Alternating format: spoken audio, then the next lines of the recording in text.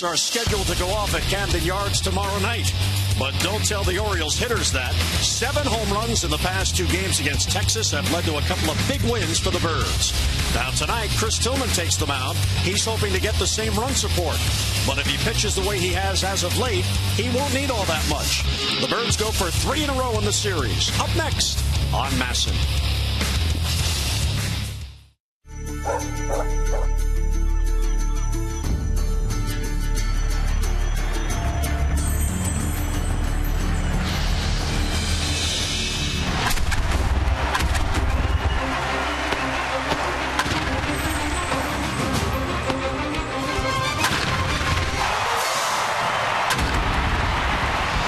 It's the Orioles on Masson on a sweltering hot summer night downtown. It's the Orioles and the Texas Rangers. Tonight it's Game 3 in this 4-game series.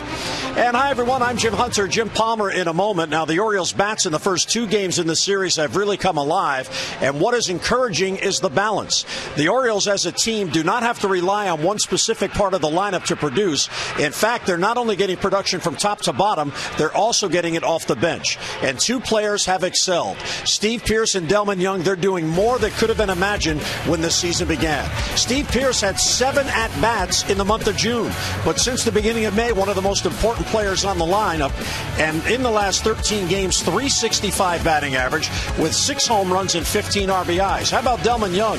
Doesn't play every day, but has an 8-game hitting streak, and he is the top pinch hitter in the American League. And Jim Palmer, over a long year, you don't want to have to rely on this guy or that guy. It's really balanced top to bottom, and the Orioles are beginning to get that with consistency. Well, they are, and of course, a lot of times your off-season acquisitions. Steve Pearce already in the organization had wrist problems last year.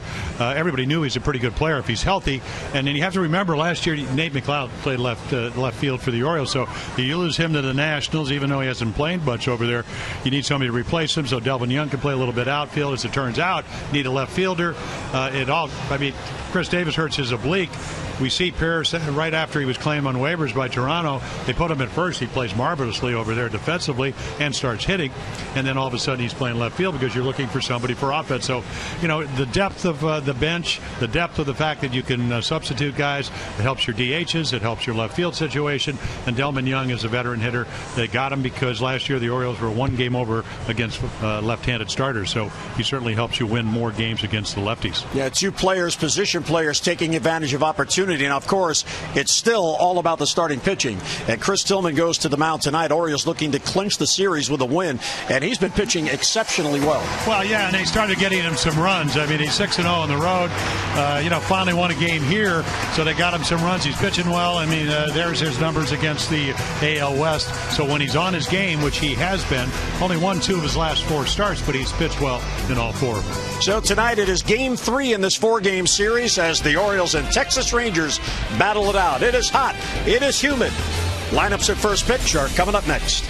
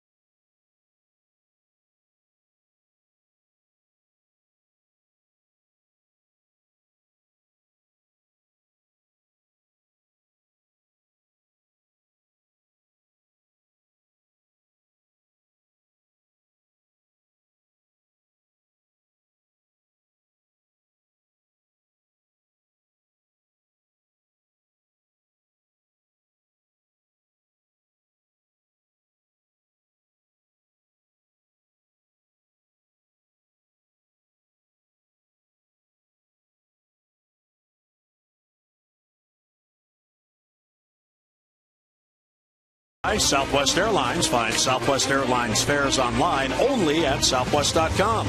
And by Navy Federal Credit Union, 4 million members, 4 million stories. Navy Federal Credit Union. Well, it's in the upper 90s downtown today. Here's our train game time temperature. Visit trainsearch.com to find your local train comfort specialist dealer. It's hard to stop a train, really hard. 86 at the moment, but that humidity keeps rising up to 67%. Just a slight breeze out of the west-southwest at 8 miles per hour. It is muggy, it is overcast, and it's game 3 in this series. Here's the Rangers starting lineup for tonight. Chu, Andrus, and Pena with Adrian Beltre in that cleanup spot. Pretty good numbers against Tillman. Outstanding numbers against the Orioles. Rios, Martin, and Jimenez with Odor at second and Choice in left field batting ninth.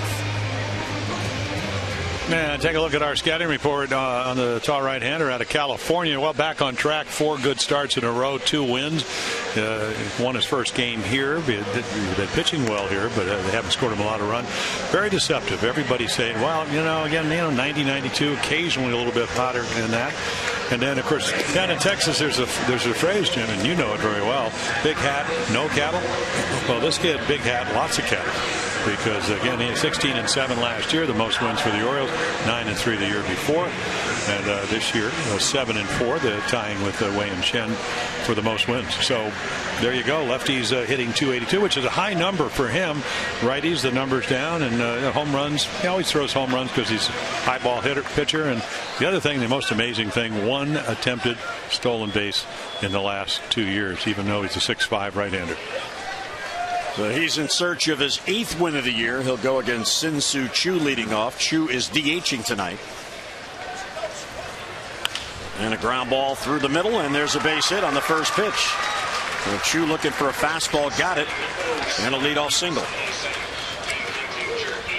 Take a look at the Oriole defense. Pierce Jones and Markakis. Jones and Markakis Gold Glovers. Flaherty at third because of the suspension. Manny Machado, game 3 now, and J.J. Hardy getting hot with the bat. Gold Glover the last 2 years. Scope has really been playing well. A couple hits last night. Chris Davis over at first, and then Caleb Joseph, rookie catcher, who's recently over the last 10-11 games and getting very, very hot with the bat. Here's Elvis Andrus, who comes in just 5 for his last 27.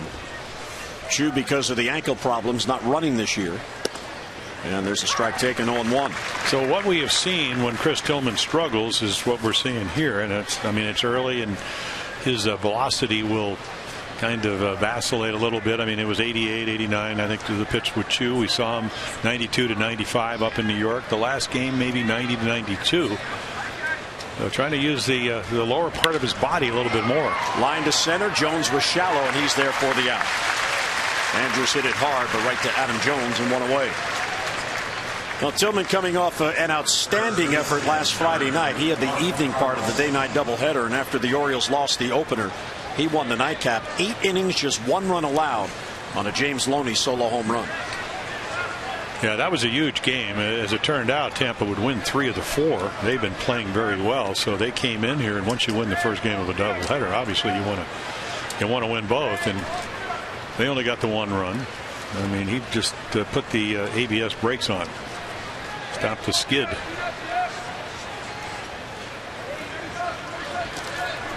There is Carlos Pena making his 2nd start in the series.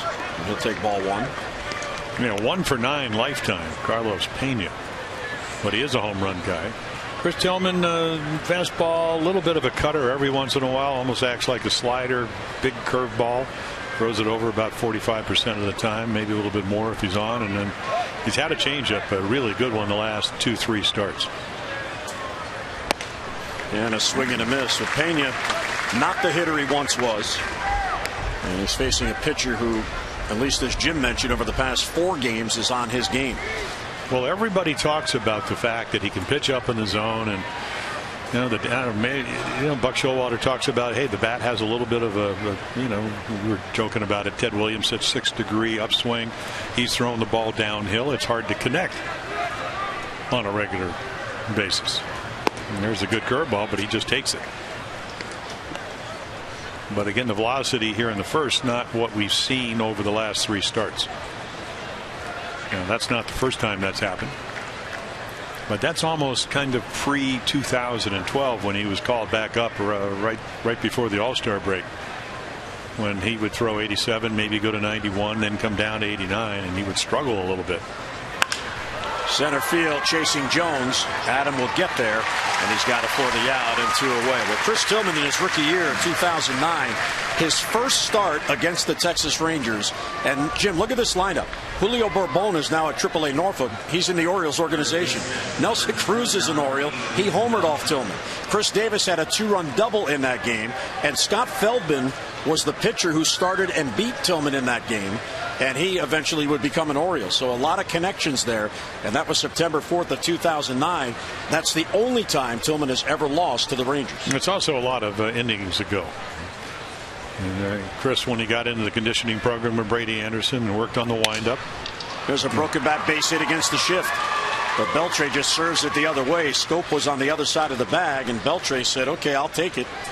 And he's on with a 2-out base. Well, he's been red hot last 40 games, almost hitting 400 to 393, and 12 for his last 27 against the Orioles. And it's a little cut fastball that just ends up down and away. And Beltre, a very aggressive hitter, looking fastball, got fastball, but it was a good one. And that's why if you make that's why sometimes I'm not a big advocate of the shift, because he made a great pitch. It should have been an out, but nobody's playing there.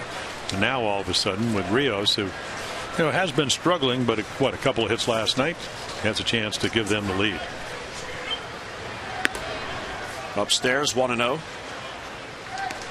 Rios 3 for his last 26, but comes in batting at .303. Chu and Beltre with 2 men down. Toronto won today. They had a day game, so the Birds need a win to stay a game back. And there's a base hit to center field. Chu will be sent. Here comes Jones. Here comes the throw towards the plate. He is safe as it gets beyond Caleb Joseph. So 3 singles in the inning, and the Rangers get a 1-0 lead. Yeah, a lot of pitches up in the zone with not much on them. And that's usually what happens. A little unlucky on the Beltre base hit. They put the shift on. He makes a good pitch, but almost every other one right up. And I mean, right here, this is belt high. If you know Alex Rios, he's always been a pretty good high ball hitter. Centers this one up, and then Jones is going to do what he's been doing, charge it, make a good throw. And because it's close to Davis, and nice backup by Chris Tillman, they get the run, and they don't get to advance a runner or maybe even 2. Here's Leonis Martin, who was given last night off. And a bouncer right back to Tillman. He'll run halfway to first, and the other hand toss will end the inning. But the Texas Rangers break on top. They get a run on 3 hits. We'll head to the bottom of the first. The O's are coming to bat.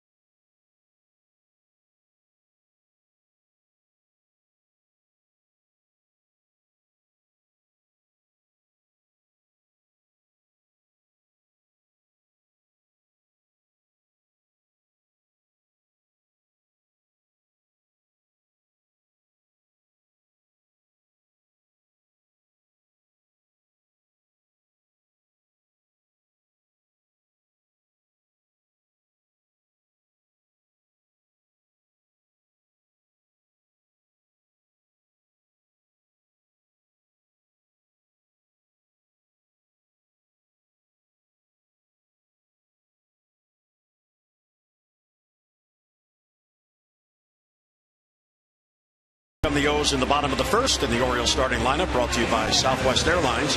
Find Southwest Airlines fares online only at southwest.com. Markakis, Pearson, Jones with Cruz in the cleanup spot. Then Davis, Hardy, and Scope. Jonathan 3 consecutive multi-hit games. Flaherty at third and Joseph catching and batting ninth. So Miles Michaelis, Major League starting debut. In fact, he had only, up to this point, had 11 starts in his whole minor league career. So he pitched down in AAA. He was 5-1. So he's not like T.J. McFarland, who hadn't pitched in about 5 weeks. Even though T.J. would pitch very well, 2 runs and 5 hits last night, and then career reliever. Talk to some of the scouts. Sinker, slider guy. We'll see if he adds a third pitch.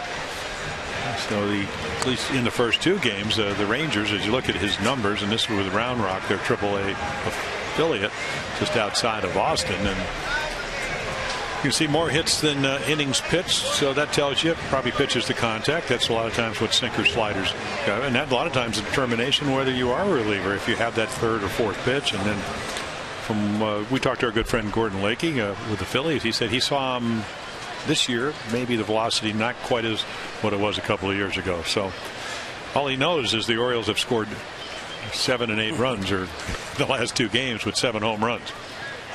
And Markakis first ball swinging, big chopper to first. Then Pena flips to Michaelis, and on 1 pitch 1 down in the Oriole first. Now take a look at the defense. Let's go around the infield, because that was about as good a sinker as I've seen in a while. Pena, Odor, Andrus, and Beltre.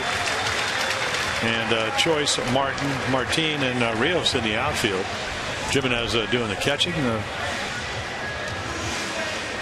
So again, I mean, just 1 pitch, 1 sinker. That's a good way to pitch, especially when you have guys that have been attacking the ball the way the Orioles have. You'd like to, if you can, pitch down in the zone, something that we haven't seen a lot of. In the first 2 games in this series, the Orioles outscored the Rangers 15-4. Although Texas does have an early 1-0 lead. Here's Pierce. And he'll take low 1-0. Yeah, kind of interesting. You have a guy on the mound that wants to get him to swing it somewhere around the knees. And if you've been observing Steve Pierce, he loves the ball up. And the 1-0. And how about the consistency of Steve Pierce last 4 games especially? Well, you can see the 4-game hit streak. And not only that, I mean, that was in the first inning yesterday. 2 home runs the first game. That started the Orioles off last night. Chu made a nice effort. They actually called that a miscue, that he misplayed that. Not misplayed ball, but that's a ball that should have been caught. I thought it was a pretty tough chance. Yeah. And he's coming at full speed. Yeah, the Elvis Andrus double play that he botched, which would have gotten Martinez out of the inning, and Orioles may have not scored the other 4 runs they ended up scoring to give them an 8-2 lead. It's a whole different thing. But Chu had to come all the way to the line, jump. Ball went off the edge of his glove into the seats. There's a big breaking ball. So a little bit more of a slurve than a slider. Maybe he has a couple of them. So hits by direction, more of a pull hitter than an opposite field hitter. Home runs, all 10 have been pulled. Good take, ball 3. So a little bit, maybe some adrenaline. 95 runs in off the plate, trying to get in on his hands. Well, that's where you try to go with Steve Pierce. The guys that have had success either run the ball in. I mean, it's kind of one of those high and tight, low and away type of pitching meetings. Run the ball in his hands, try to get him out with breaking balls down and away. In the middle of the plate, he's hitting everything. And the 3-2 is hit to right center field off the end of the bat. Rios will call. And 2 down here in the Oriole first. So Michaelis wins that at bat as he gets Pierce on the 3-2 pitch. Michaelis, 25 years old. He's out of Jupiter, Florida, and went to college in Fort Lauderdale at Nova Southeastern University. He was drafted by San Diego, and Jim mentioned that's where his prior major league experience was. In relief, this past offseason, he was traded to Pittsburgh, and a few weeks later, the Pirates turned around and traded him to Texas. Well, the first 2 games, Jim, talking about he's 1 out away. It's a tough out. The Orioles have scored 5 runs in the first 2 innings of the, or at least respective first innings of the last 2 games against the Rangers. And Jones takes ball 1. So maybe a little bit more velocity than we expected. 90 to 95 already. Adam has hit in 5 straight games. Ooh, high strike. Another young umpire. And so now Adam knows. Certainly would rather be hitting 2-0. And Adam talking to him about it. Well, it's just a high hanging slider, but it was hanging actually out of the strike zone, so you take it. Maybe a little bit lower, he would have hit it hard somewhere. Toby Basner is the home plate umpire tonight. Too tight with a fastball. Well, yeah, and also you look at home plate umpires, and Las Diaz had a lower strike zone last night. If you look at Toby Basner, watch him. He'll be just over the catcher's head, so he's upright more. So where are his eyes? Kind of right where that slider was. But normally it's not called. His eyes are almost above the letters of Adam Jones. Big chopper to third, played by Beltre. And he slings it across, and the Orioles go 3 up and 3 down. So Miles Michaelis has a clean inning. We'll head to the second inning at Camden Yards. 1-0 Rangers.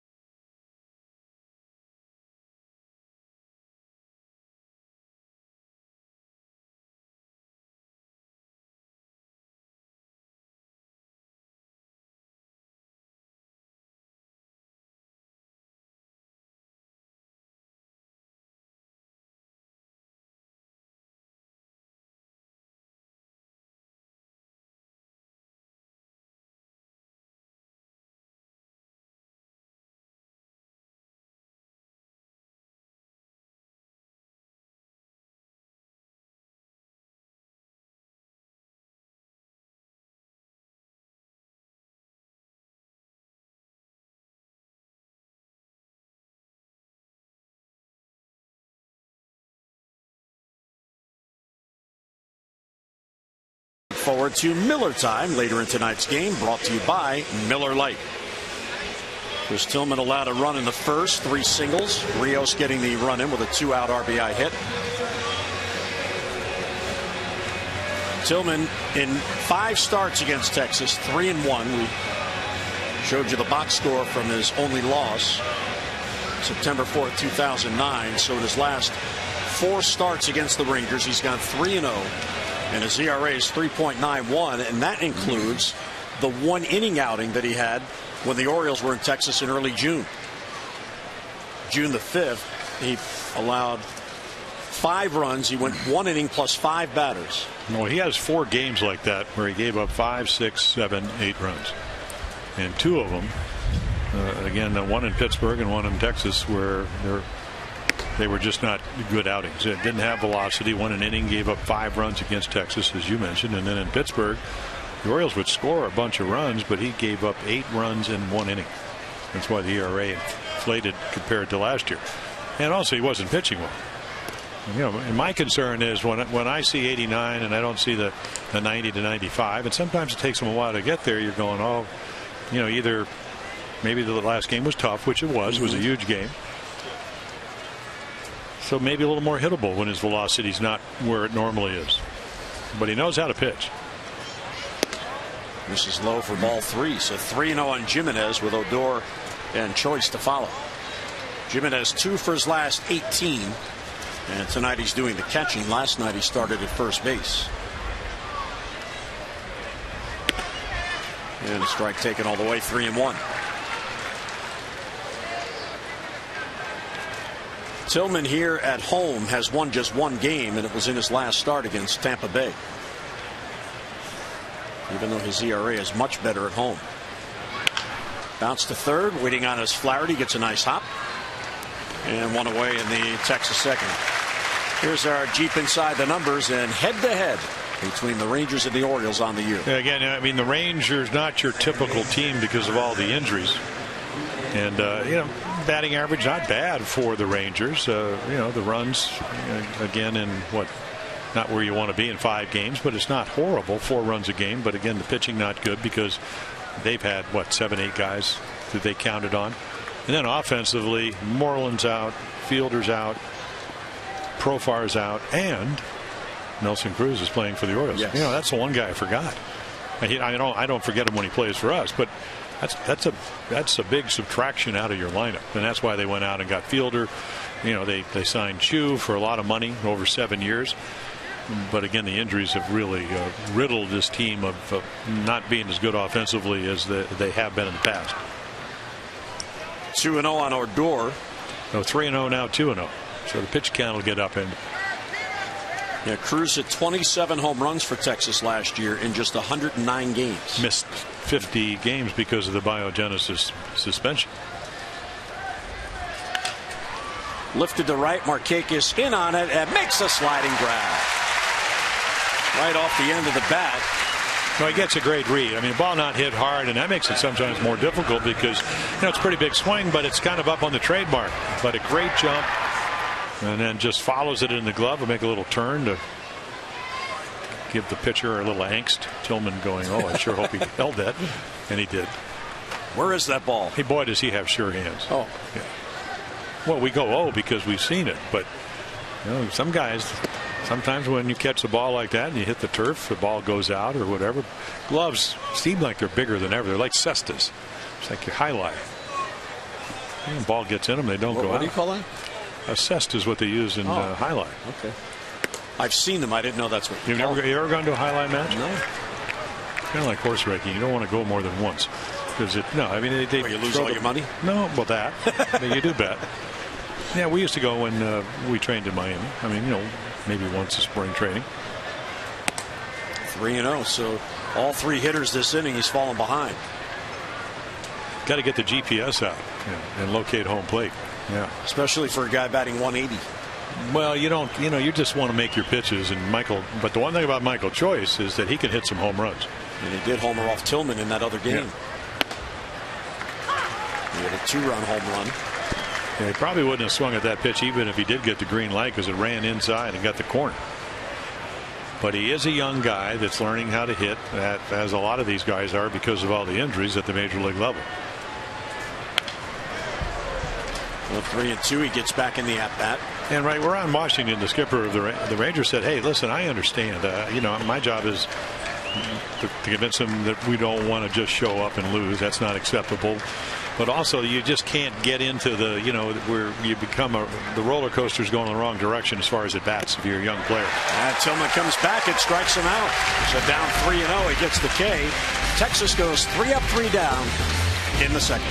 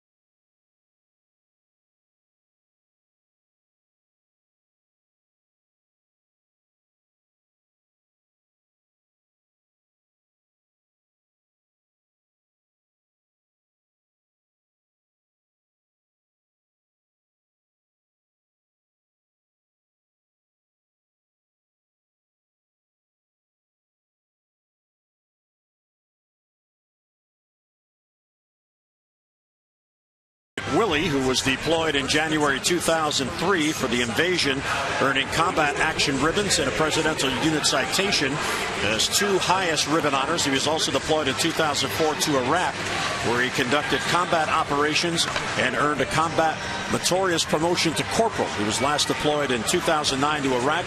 He served there as a platoon sergeant with the 3rd Battalion, 24th Marines. So Darren Willie, congratulations and thank you for your service, and we thank all of our armed forces for all they do for us. As the Orioles continue each night to celebrate and recognize somebody from the armed forces. Very nicely done. Miles Michaelis. Well, if you want to compare him to Nick Martinez already, I mean, obviously more experience, 2 years older, was a closer in the minor leagues. Nelson Cruz gets into one, deep center field, towards the bullpen, and that ball is caught! It is caught by Leonis Martin. He robs Cruz of a home run. And they're smiling as they were teammates last year. Well, you got to play deep in this ballpark, and then he hits it a mile high. And Martin out of Cuba goes, take that. So look how quickly he gets back and then knows where the wall is. Right hand on the wall and the ball over the wall until he grabs it. Nice grab. Wow. There's a run saved. Tommy Hunter waiting for a souvenir that never got to him. And Michaelis obviously likes that. Just saved him an earned run and a home run. And here is Chris Davis, who takes a strike. Chris is trying to find that stroke. He's 0 for his last 19 with 7 strikeouts. And in his last 18 games, batting just .113.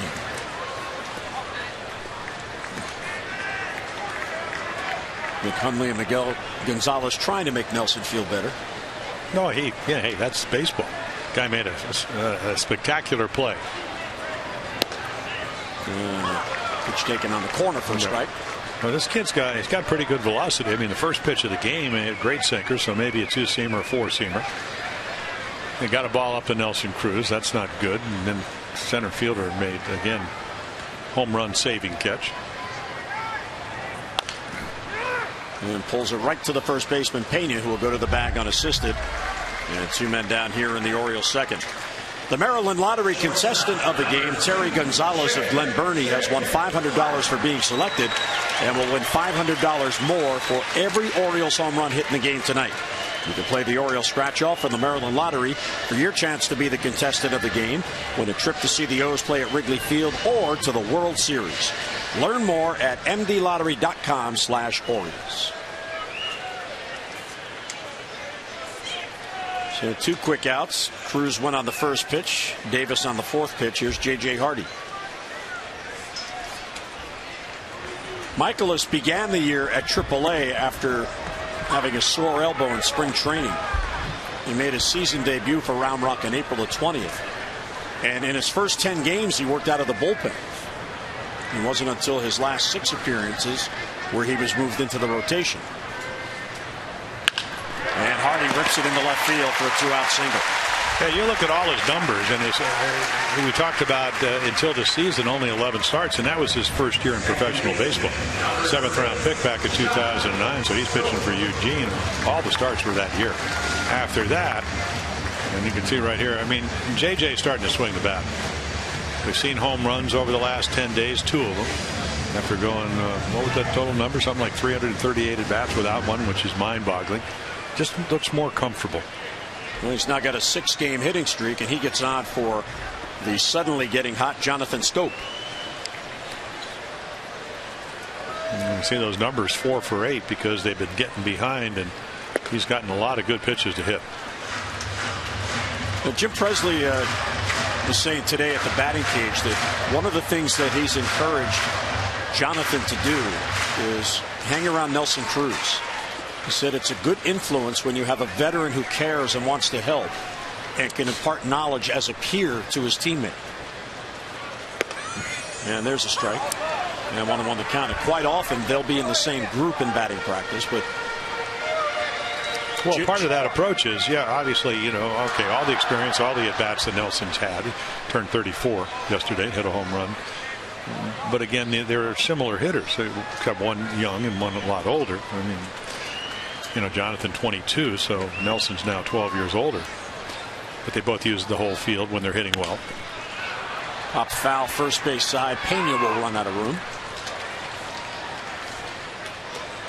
And the one thing I've seen from Nelson, and of course, we saw him sporadically when either Rangers would come here or we go down there. Talk to him at the gate. Nice man. So I'm assume because of the numbers he's put up and his personality was well liked not only on the Orioles, which we see, but they saw over the other years. That's why Martin can jump over the fence and they can kind of laugh because he was probably a great teammate to a young player as he is to Scope. Right. So you can learn a lot. And mentoring is a big process of winning ball clubs. 1-2 on Jonathan. Upstairs with a fastball and he lays off. Yeah, if you're a veteran player and you can make the young guys better, they're going to help you win. And then they can do the same thing when other guys come up.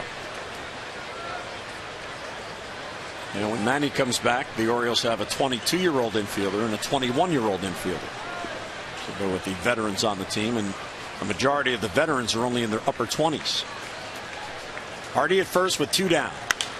And a pop foul again on the first base side. And Pena again is going to run out of room. Well, I was reading something earlier in the Boston Globe. They were talking about the Red Sox. Ben Cherington, their general manager, so to speak, vice president of baseball operations, whatever his official title is, that a lot of the clubs, what they've seen is that they try to bring 2 young players into their starting roster or in a rotation every year. And if you think about it, the Orioles kind of have that here. I mean, they have Scope. Last year it was T.J. McFarland out of the bullpen as as one of the one of the 13, 12 pitchers. Year before it was Ryan Flaherty. And another foul ball. This one further down the line, but again it'll be back in the crowd out of play. Yeah, well, he just keeps running the ball in, and Jonathan can't quite get to it, but then it is right on his fist, and it is 95 miles per hour. So the Orioles, in essence, have Machado at 21, Scope at 22. Now, Manny now in his, second full year. But really third year. The first year he experienced the playoffs. It came up in August, and Jonathan came up a little bit. Didn't get many at-bats, but did get a little big league experience last September. Manny's birthday's coming up. He'll be 22 soon. 7th pitch coming up here to Scope. Center field, chasing Martin. He'll get there, and he's got it for the out. So Hardy a 2-out single, 1 left, but Nelson Cruz robbed by his former teammate Leonis Martin instead of a tie game. The Rangers holding on to a 1-0 lead, and when you're a popular former teammate, you can kid about a play.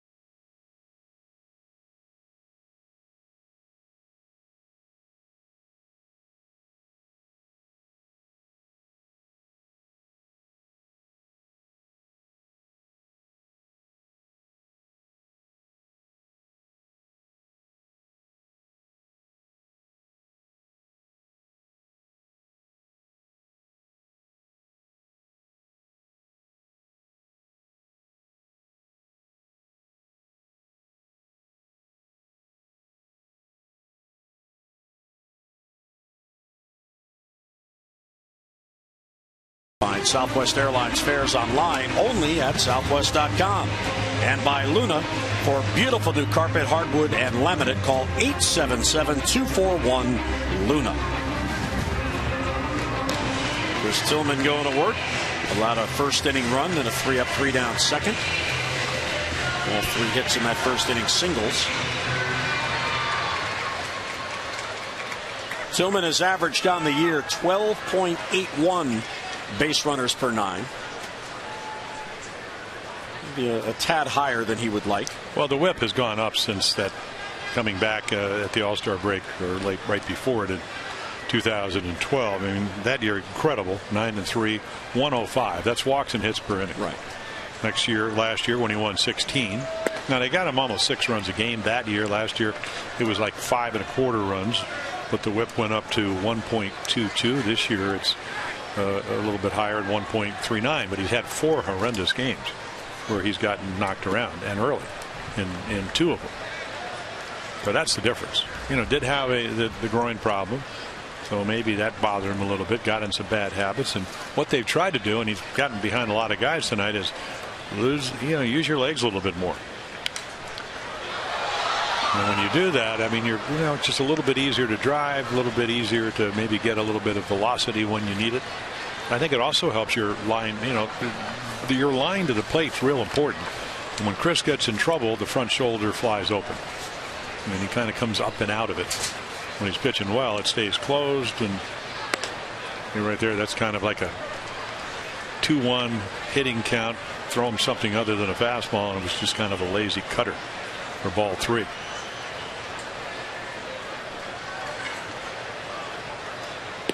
And it's inside ball 4. So Chu, who can work a walk, does work a walk, leading off here in the 3rd. And here's what Jim was talking about at home. The worst home record with a sub 2.50 ERA in a single season, going all the way back to the first year in '54. Well, look at that, 8 runs of support in 7 starts. So you could be Clayton Kershaw, who was won a couple of ERA titles the last couple of years, pitched the no-hitter, and you still wouldn't be winning with that kind of lack of run support. Chu runs and the ball is fouled off, and now he's saying it was hit. Whoa, wait a minute. The home plate umpire, Toby Basner, saying it hit him, but he swung. Yeah. And you can't challenge it. I don't think you can challenge this. So they're going to have, Jeff Nelson, the voice of reason, comes in from second, and they're going to call the other umpires. So it's a high curveball, way out of the zone, and he hit it. Yeah, it's a foul ball, and it didn't even come close to hitting. Now, but in doing that, did Joseph interfere? Because if he did, see, that's the point. So if he swung, did he hit the glove? I don't think he hit the glove. But the ball, he definitely hit the ball. So the question will be not that he fouled it, and that's important, obviously, but also, did the bat hit the glove? And I didn't see that. It was almost like it was a hit and run, and it was a last-minute thing by Andrus to try to put the ball in play. So there's the glove. There's the ball, and he just fouled it. Yeah, he missed the glove somehow. And protecting Chu, he went after it. So there's contact right there.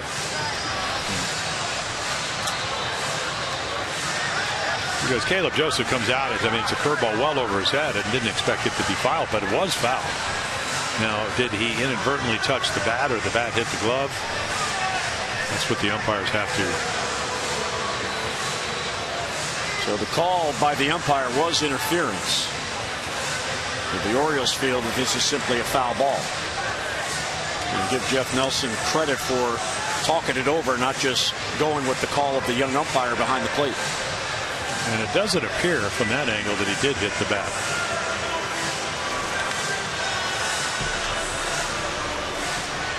That's a big call. It would be 2 on and none out.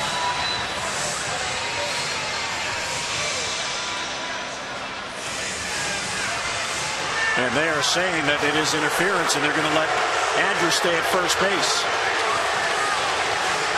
Buck is saying that he heard the ball hit the bat, not the glove. Well, what he said was 4 guys didn't see it. And I'm not going to tell you what else he said.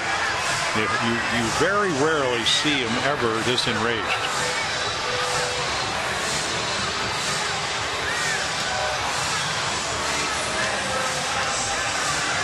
Jeff Nelson calmly trying to make the case of why they're standing with this call. Well, he obviously fouled the ball off. Did he get interfered with? Because that changes the rule. Right. And Jeff Nelson trying to come in and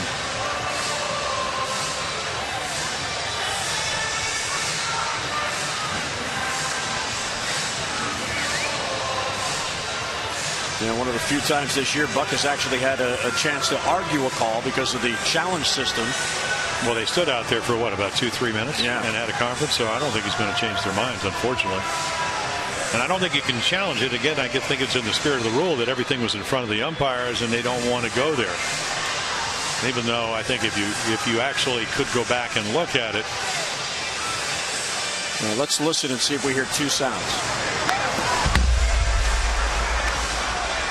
Well, there's the other thing I just noticed there. He didn't call interference till Andrews pointed at him. Well, but he does a nice job of doing it. Yeah, but if it's interference, if it was that clear, wouldn't he have called it immediately?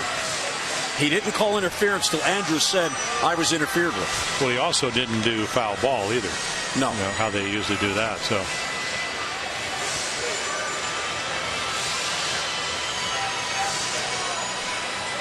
Well, as Diaz is coming in to listen in. It's Jeff Nelson's crew. He and Laz Diaz are the veterans of the crew, and the other guys are the minor league guys filling in.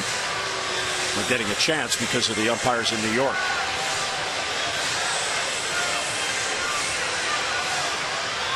Boy, this is going on a long time. Jeff Nelson's really letting him have a beef. Well, meanwhile, Chris Tillman at least doing the prudent thing, which is to take some warm-up pitches. So that'll be a charged error on Caleb Joseph on the catcher's interference, allowing Andrews to reach.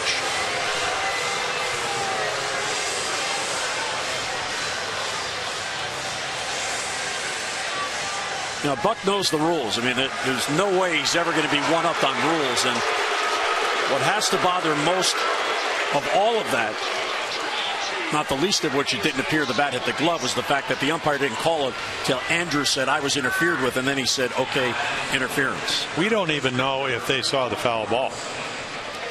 I mean, you really don't know that. It was pretty obvious to us. We get to see that, but in real-time action. And so, Chris Tillman. So Tillman now has to try to get beyond what appears to have been a bad call. There's two on now with just one out. Here's Carlos Pena. Pena flied out his first at bat. High fly ball to left. Here's a long run. He was over towards the gap. Still coming over. He gets there and foul ground and has it for the out. Yeah, I mean, you're trying to get there. The ball's slicing away. As it turns out, it's hit high enough where he can get it. But again, a lot of times, you're taught to run on your toes. Otherwise, the ball bounces all over the place.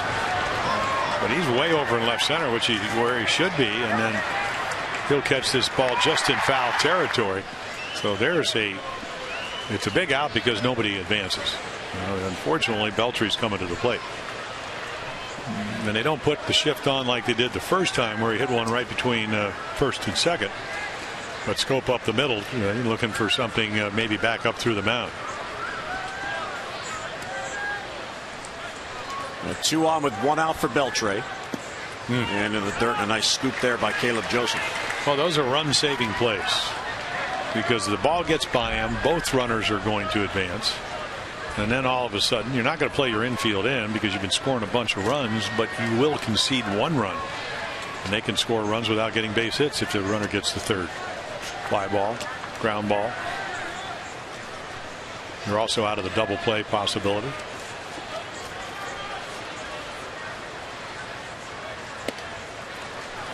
Runs away from the plate, 2-0. So early on here, Chris does not have the good command of the fastball. Really doesn't have much command of anything. Hasn't thrown a changeup or a curveball for a strike. Most of his stuff is up. Did hit 93 last out of the last inning. And the problem is this is one of the hottest guys on the planet. Falls behind him 3-0. And Beltre comes in. Now he's 5 for 10 with a home run and an RBI against Chris Tillman. So you may not know that exact number, but you know he hits you well. and he's probably swinging 3-0 here. Nope. Well, 3-1 on the take. Beltre began the night second in the league in batting at .332. We think of him as a slugger, but he is an all-around good hitter.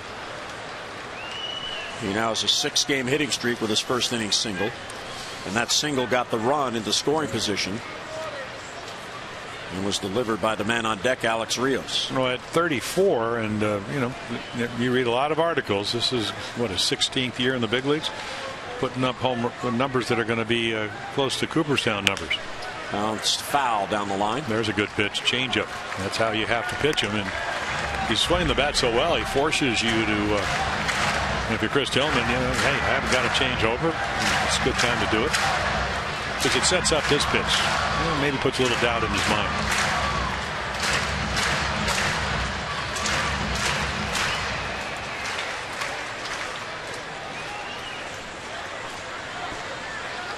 From 3-0 to 3-2 on Beltre.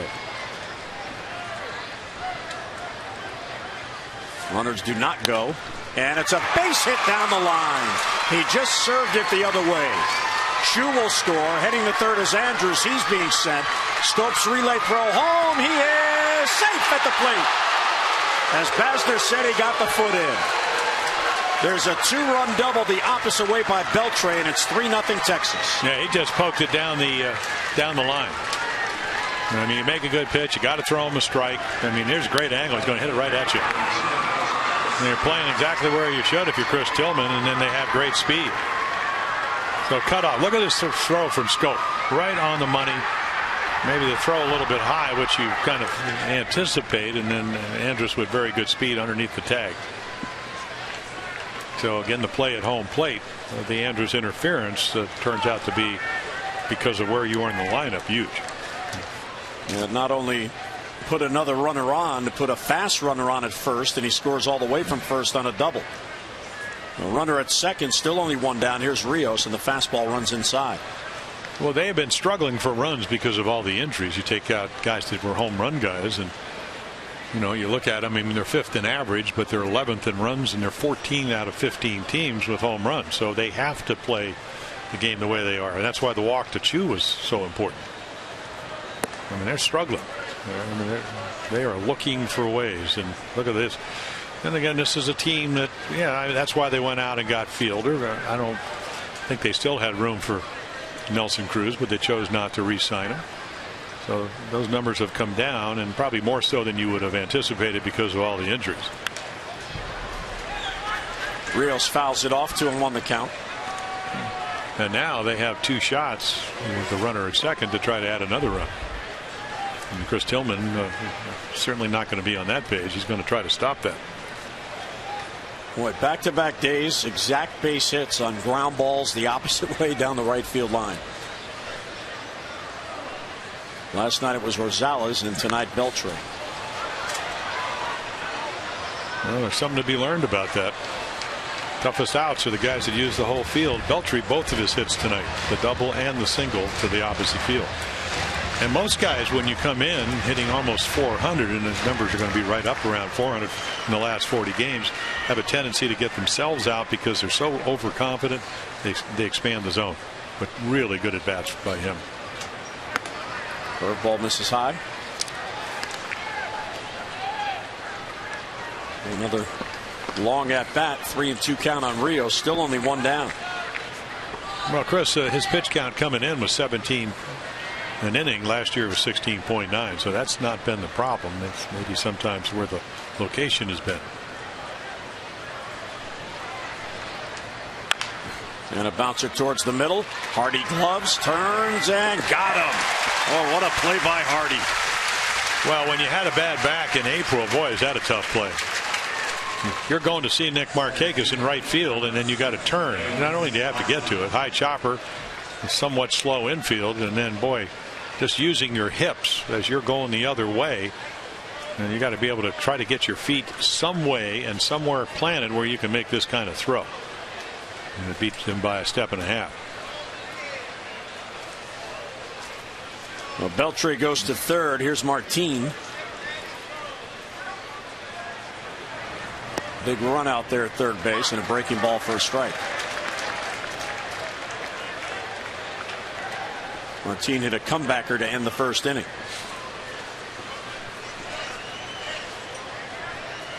Beltre now at third following his 2-run double.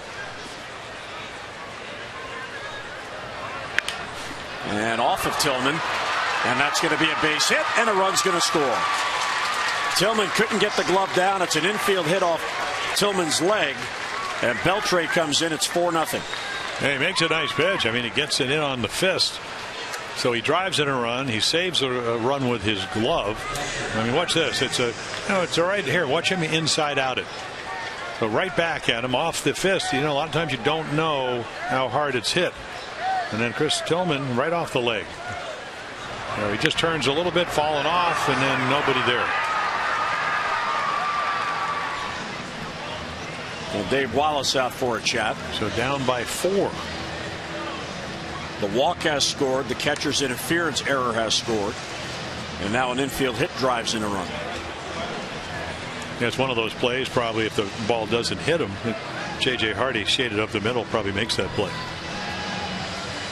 But your reaction when you're so close is to go for it. And it turns out didn't hit the glove but hit his leg, and you get that 4th run. So if you're Ron Washington, you're going to take a chance here. Martin with 17 steals. Nobody ever runs on Tillman, but hey, why not? And Martin tied for 6th in the league with those steals. Here's Jimenez. And he does such a nice job. Very quick to the plate. Very attentive. Talking about Chris Tillman. Varies his release points. Little slide step. Well, if you're catching, first of all, they don't run. Number 2, if they do run, when they run, he gets you the ball in a hurry. It's a pretty good lead. Does not go, and the pitch is upstairs. 1-0. And then, Jim, there's a lot of pitchers that they hurry their windup, that they get out of their windup and all they do is walk people. So it's a fine art to be able to hold runners and still throw quality strikes.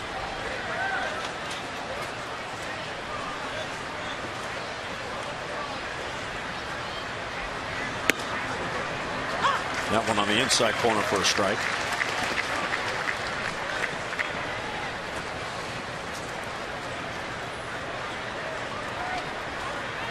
Tough inning for Chris, facing his 7th batter. And 3 runs in.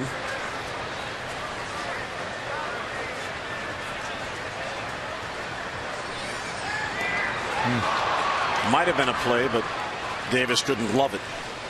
Yeah, it wasn't to the inside of the bag, so he had to reach to his left. Yeah, see, he had him leaning, but see how he had to reach across his body, and when he did, came out of the webbing. And that's one of the things that young base runners, even though he stole 36 last year, if you hold the ball, sometimes give themselves away. Then there are the other guy, the Ricky Hendersons, who are in the Hall of Fame, or even Tommy Harper, who stole, I think, 79 one year. You'd throw over there 6-7 times, and they'd steal on the 8th pitch. Pretty annoying. Campaneris, all those guys that really could run the bases, could manufacture runs. 2-1 on Jimenez.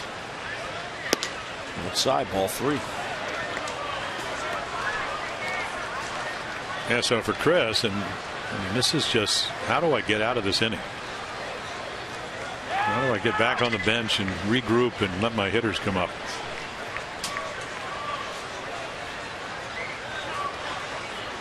And Jimenez does not have a lot of power. It's not like you throw it right down the middle, but you got to behooves you to throw a strike here. Because this whole inning started with a leadoff walk.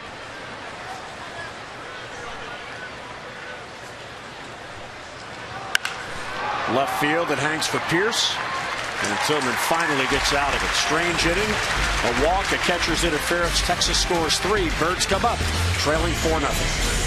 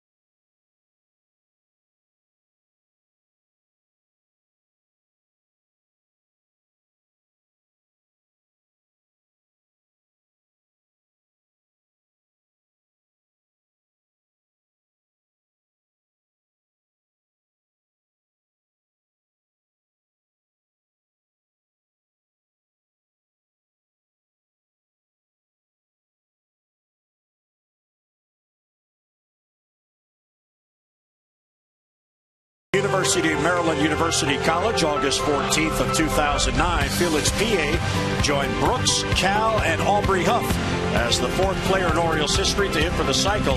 Pie doubled in the first, homered in the third, led off the seventh inning with a single, and then later on that same inning had a 2 RBI triple as he completed the cycle. Pie went 4 for 5. He had 4 RBIs, got a shaving cream pie in the face, and the Orioles beat the Angels 16-6. Now they have store-made pies, bakery-made pies. Yeah, all different kinds of flavors. You want to do something dramatic, so can you suggest what flavor you? I don't think so. I think it's all up to Adam. Yeah. Okay. Well. So Michaelis, who is making his first major league start, now it's a 4-0 lead in the third. And he deals outside of Ryan Flaherty, 1-0. Joseph on deck, and then Markakis. Michaelis was 5-1 in AAA. He is 2-1 in the big leagues in his career. This is his 28th appearance in his first major league start. And only 3 home runs in 44 2/3 innings. More hits than innings. 50 innings pitched, 53 of them.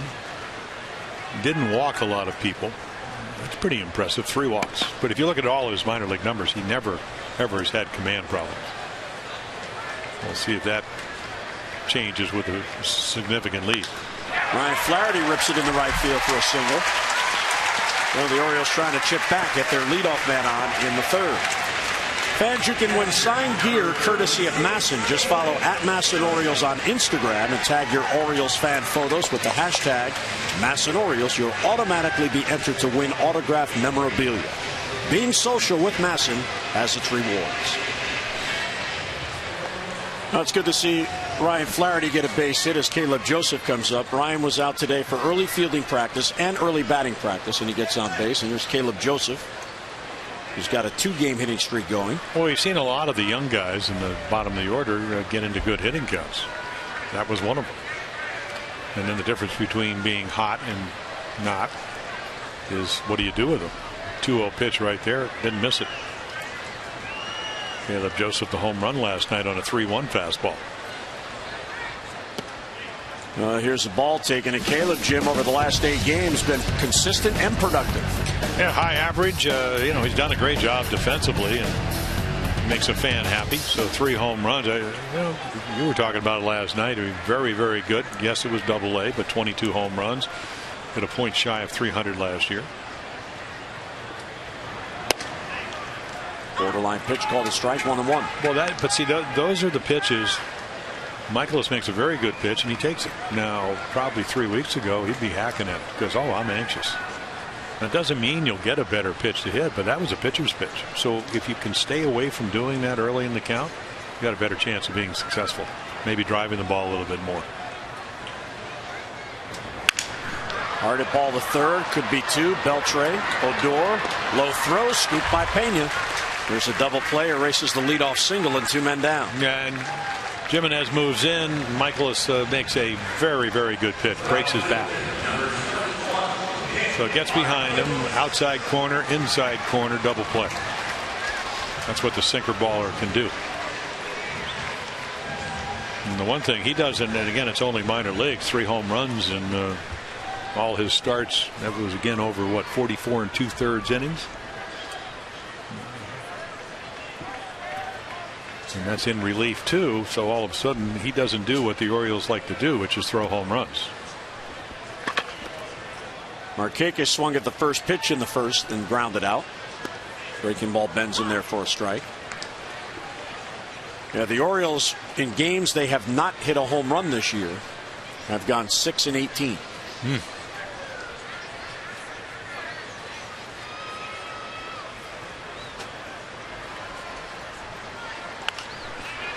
Markakis fouls it off, so he's 0-2, and maybe he has him exactly where he wants him. Well, we're going to find out.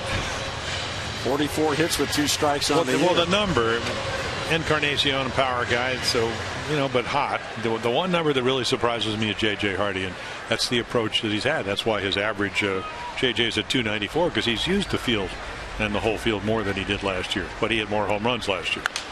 And a chopper to second. Right there is Odor. Markakis is out, and so are the Orioles in the third. The leadoff hit erased. None left. We'll head to the fourth. Texas with a 4-0 lead.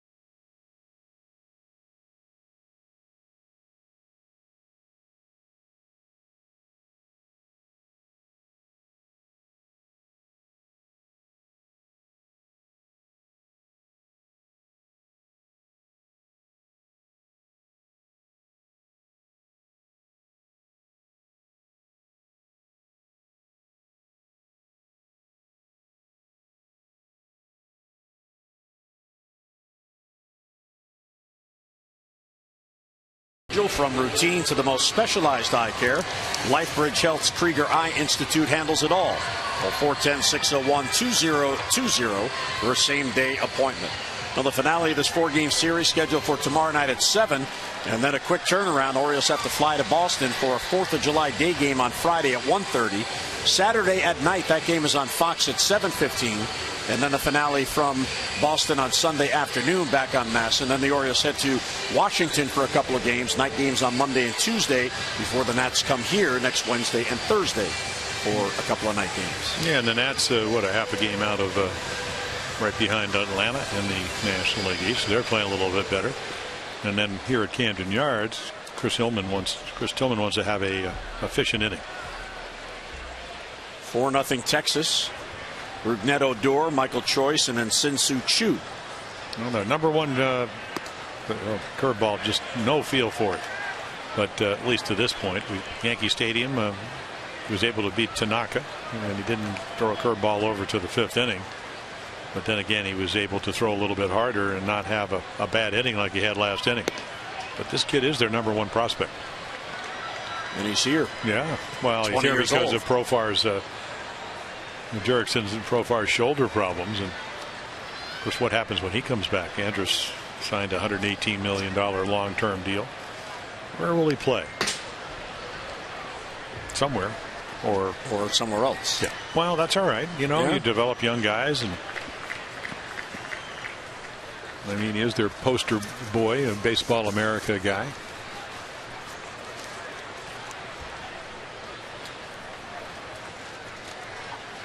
Flied out his first at bat. Tillman deals 2-1, slapped foul, 2-2.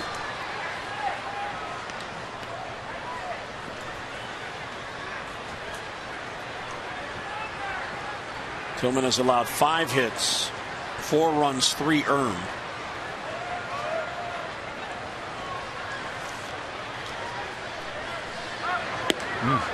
Inside. Yeah, I don't know if he's trying to do that on purpose, but he's done it a number of times today when he's been behind in the count, and that just kind of tells me he's spinning left, and that's why they'll just pull the ball across the plate. I mean, it's about 18 inches to 2 feet inside. Well, Odor does not look to walk. He's walked only 3 times in his first 41 games in the big leagues. He was born, as you mentioned, not even 21, born in February 3rd, 1994. And as you mentioned last night, out of Venezuela. And this is already his 4th pro season, and here he is. Opportunity. Another 3-2 pitch is bounce foul.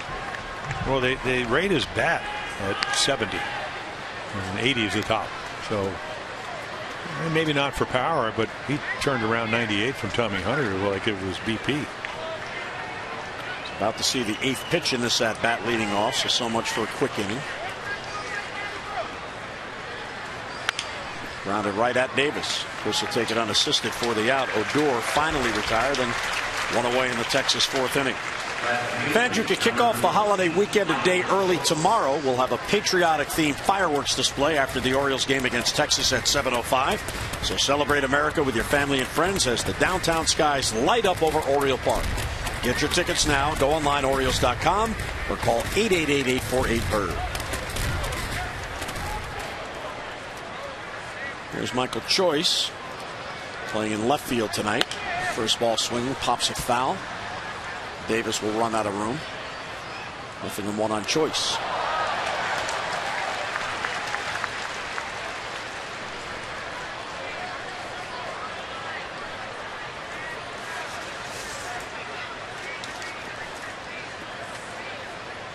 Tillman has 7 wins, 6 have come on the road.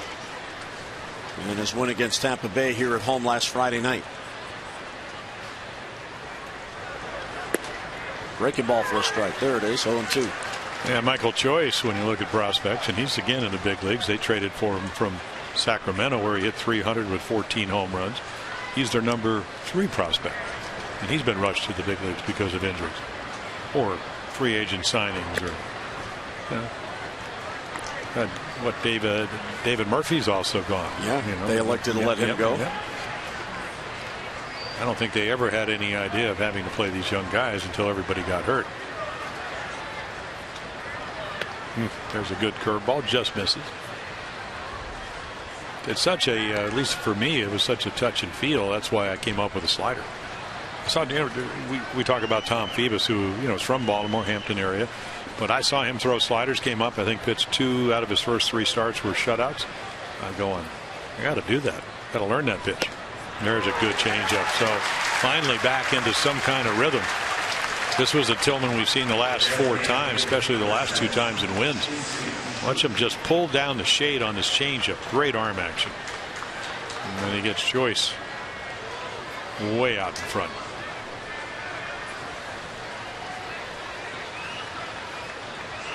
So 2 down.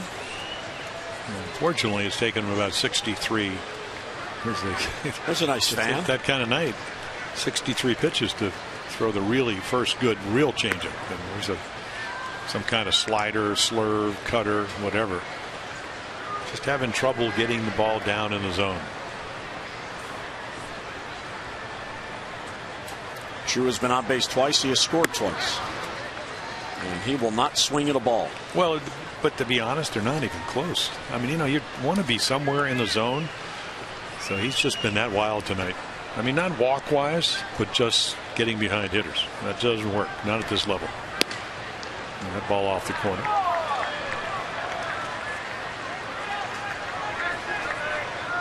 Drew singled and scored in the first. He singled on the first pitch of the game, then drew the leadoff walk in the 3rd. And there's another walk. And Jim, I've been there. I mean, this is not like this is not something that doesn't happen to almost everybody. You're in the 4th inning, you feel like it's about the 8th. You can't quite get anything right.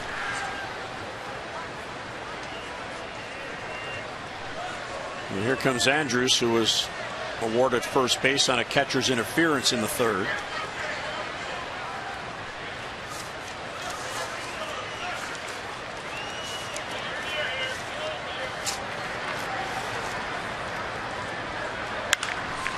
Left center field, hanging up there. Who's it going to be? It's going to be Pierce. He gets there first, and he has it for the out. So the 2-out walk and a man left. We'll head to the bottom of the 4th. Birds come to bat, down by 4.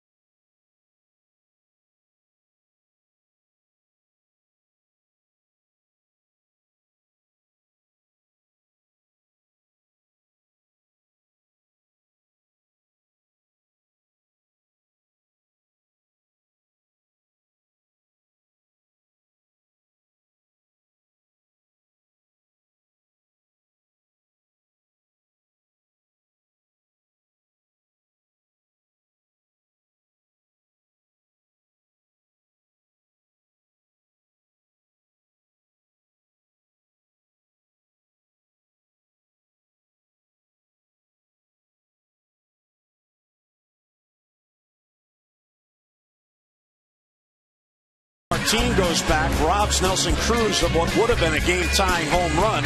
That was in the second inning. And then Texas comes up in the third. The catcher's interference call on Andrews only after Andrews pointed at Caleb Joseph, and the umpire Toby Basner said, "Oh yeah, that's catcher's interference, take first base." Buck argued to no avail, but the good news is it's only the fourth inning. The Orioles are swinging the bats well, and they're only down by 4.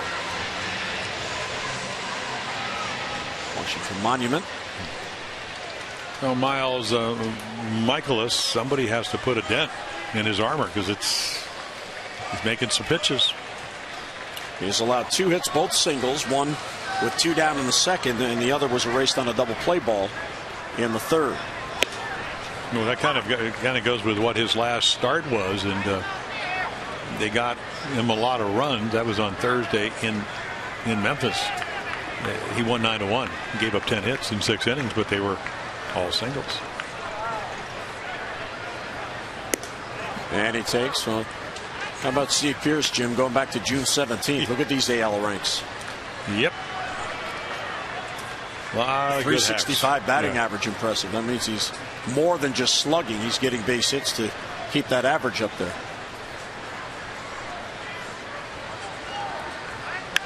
And he popped them up.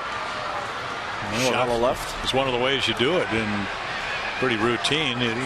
When a guy's that hot, maybe it'd be some guy you might last year with the wrist injuries you gloss over, and this year you're going kind of right up there, maybe the third or fourth guy you look at, along with Jones and Cruz and Markakis. Hey, how are we going to pitch him? High and tight, low and away. I mean, that's the old. How are you going to get this guy out? Well, can't get him out in the middle of the plate, and that ball was in on his fist, and that's where you have to be to have a chance. That's how well he's swinging. Same with this guy. Mediocre stuff is not going to get the Orioles out. If you can stay out of the middle of the plate, change speeds, got a chance. Adam Jones has been hot. He bounced out to third his first at bat. And it's upstairs 1-0.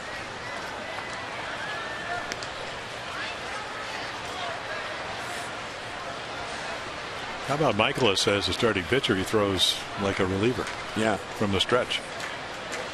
There's so many starters now actually almost have a stretch windup.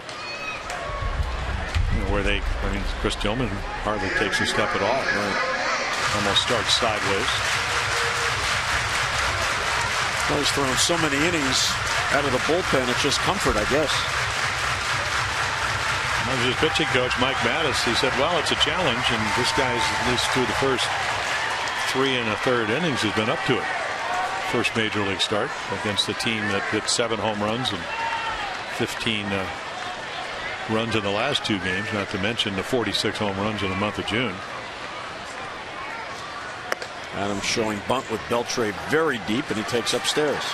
And that's a smart play. It might be a little smarter with no strikes, because of course the ball's out of the zone, so we'll see. He does play maybe a step in, and the whole intent is when you're 4 runs down to get on base, bring the third baseman in. He's smiling, but it is a game. I mean, 4-time Gold Glover. You don't want him playing real deep because he'll cut the angles off, and there's another hanging slider. Well, he's trying to establish his secondary pitches. He started him with a changeup, the same thing he did to Pierce. Neither of them for strikes. And coming back with lazy sliders, and Jimenez out there going, no, let's go. Let's just keep doing it. And he falls behind Adam 3-1. He has not had a strikeout, nor has he walked a batter through 3 1/3.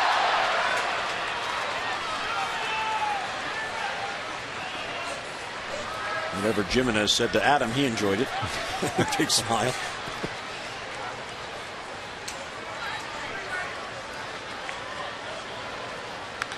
Oh, good cut, foul it back, 3-2. Yeah, but he chased ball 4. Ball well out of the zone. And he knows it. Trying to get something going.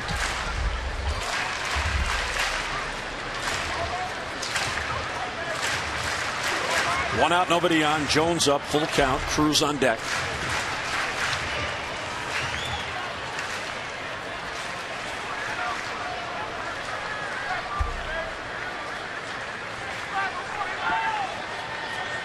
And the 3-2 is hit deep to left field. That ball's got a chance. That ball's back. And that ball is gone. And the Orioles get on the board. Flex the muscles and get back in it. It's a 4-1 game.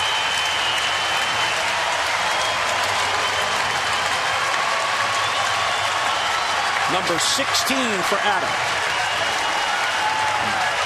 And Terry Gonzalez of Glen Burnie has won another $500 in our Maryland Lottery contestant of the game.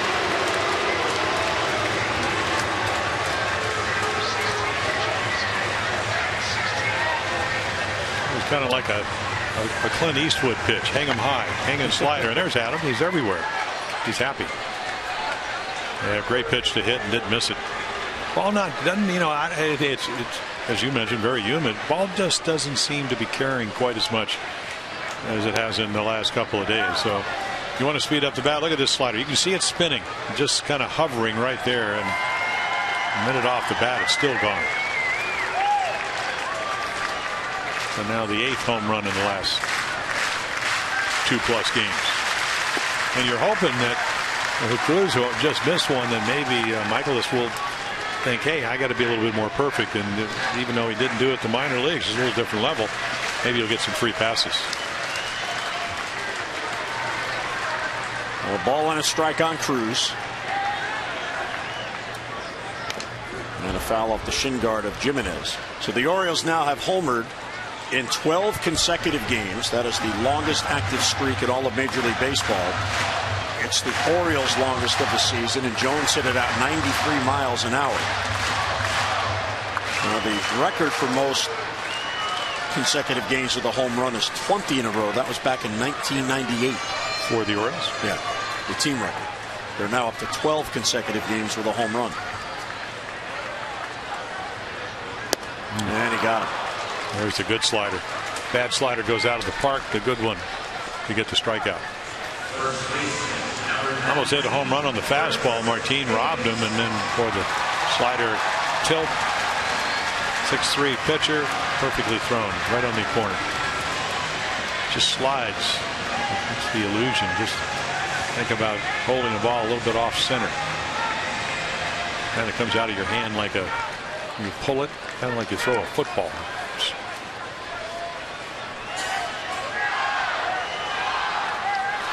There you see the shift. Now Davis, the last 3 years, you look at his splits, Jim, and in the first halves, of course, last year, I guess you could say that's kind of an aberration. 37 home runs in the first half of 93, but everything else is pretty consistent. Even with his struggles this year, he's still not far off the run production. Well, he said, I look at myself as a 30 home run guy, and that's what he was in 2012 at 33. Last year, career year. Hits it right into the shift. There's Odor waiting for it. And he gets it. So Davis pulls it, and he is out. But the Orioles get on the board as Adam Jones hits his 16th. He hits out a hanging slider. It's a 4-1 game.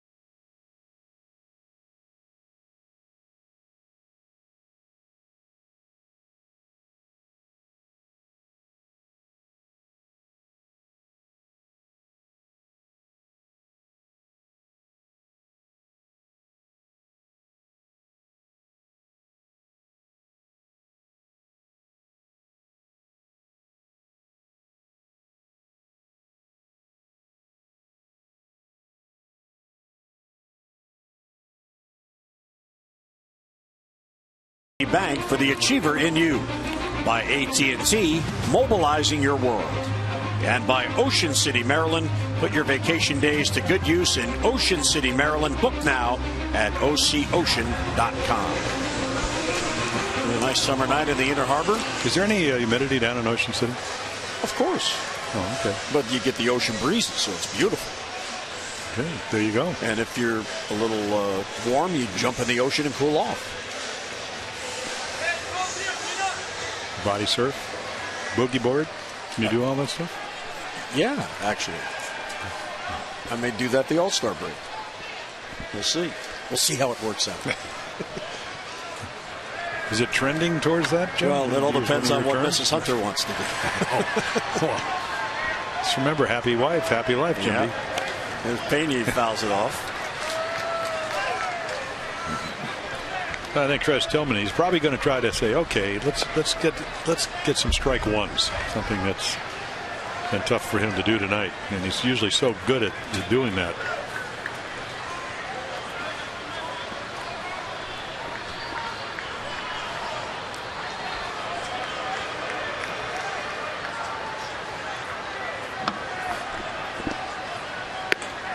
And a swing and a miss. He has been strike one to only 8 of the first 20. Yeah, well, that's kind of where I was trending, that's where he's been trending. But if you look at his pitch count, it's really not that much higher than a normal Chris Tillman because of 17 pitches times 4 is what, 68. So he now is at 70, and he has 2 strikes here in the 5th inning. So it's just been the command issues. And Pena fouls it off to stay alive. Pena is 0 for 2. He's flied out to center. He is flied out foul to left. He is now just 3 for 28 since joining the Rangers. His backward all began. He was a first-round pick of the Texas Rangers out of Northeastern University. It's upstairs. Prominently featured in the Moneyball movie.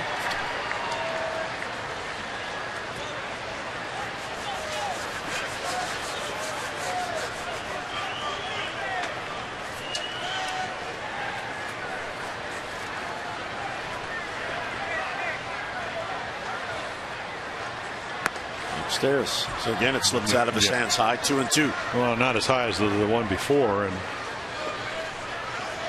again, touch feel pitch. You know, I think sometimes when you struggle with, you have to pick a point of the catcher. I mean, right here, if you're throwing the curveball to him, maybe just to the right of the Under Armour, throw it there. Not there. Cake is back on it. Nick will get there, and he's got it for the out, 1 away. And 1 out here in the 5th inning. Well, it's now time for all fans to tweet their photos using the hashtag MASSonFanPhotos for a chance to have it shown in a future broadcast. All brought to you by AT&T.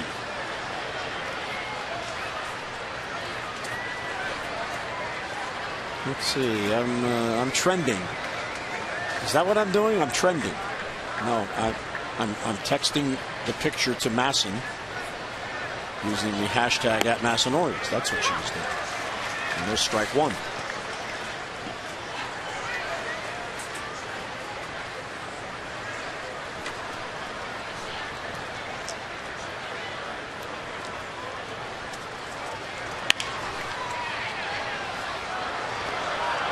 You know, Bonnie probably would say it's okay to boogie board. A couple of years ago on the All-Star break, I tried one of those kayaks in the ocean. Didn't work out. I ended up upside down. Well, the good thing is apparently you got out of it. Yeah, that didn't work out so well. Yeah, apparently you didn't stay under very long. At least with a boogie board, you're on top of the water. The boat took me underneath.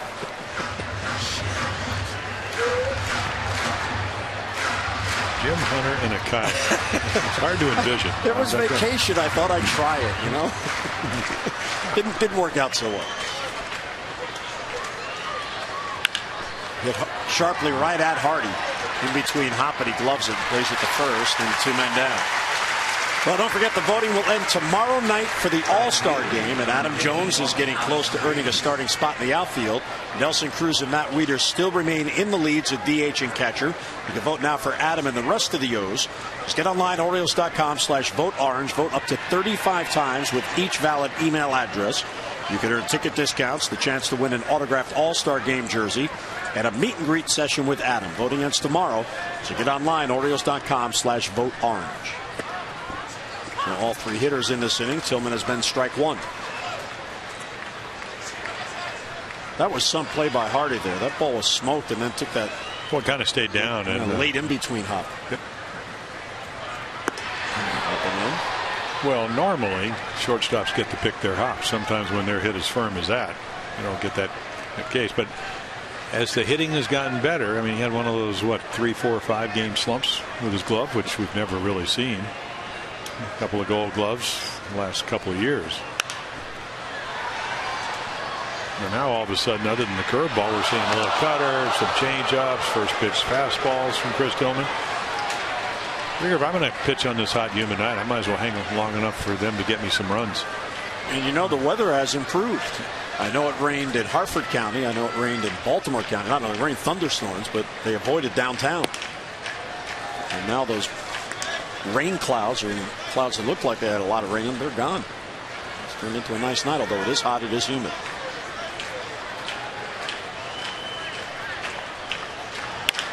Ground ball towards the hole, diving stop by Flaherty. He gets up and fires, and out at first base is Alex Rios. Ryan Flaherty getting it done.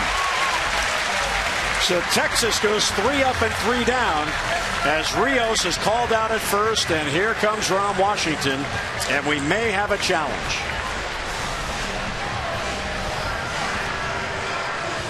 Well, great range, and then of course you got to get up. He made sure that was in the glove. So this will tell you the truth, and they're going to reverse it, yeah. And it'll get changed. Yeah, he was safe. But you never know what New York's going to see.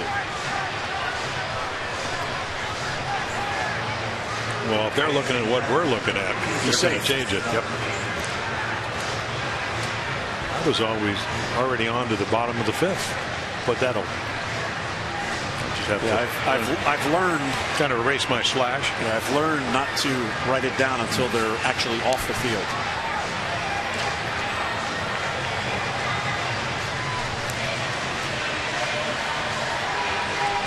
Well, what you lose is the spontaneity of arguments. Right. And normally, I mean, because his foot is down before the ball gets into Chris Davis's glove. So you run out there, you argue, you tell him he was wrong, and he goes, well, I thought I was right, and the guy's out. Now they challenge. They usually get the play right. Well, he was right there looking right at it.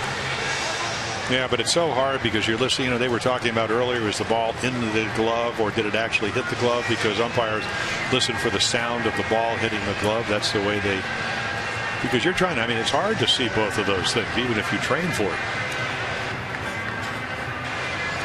But Flaherty still made a very good play to even make it close. Because if he doesn't catch it, great range. And they got it right.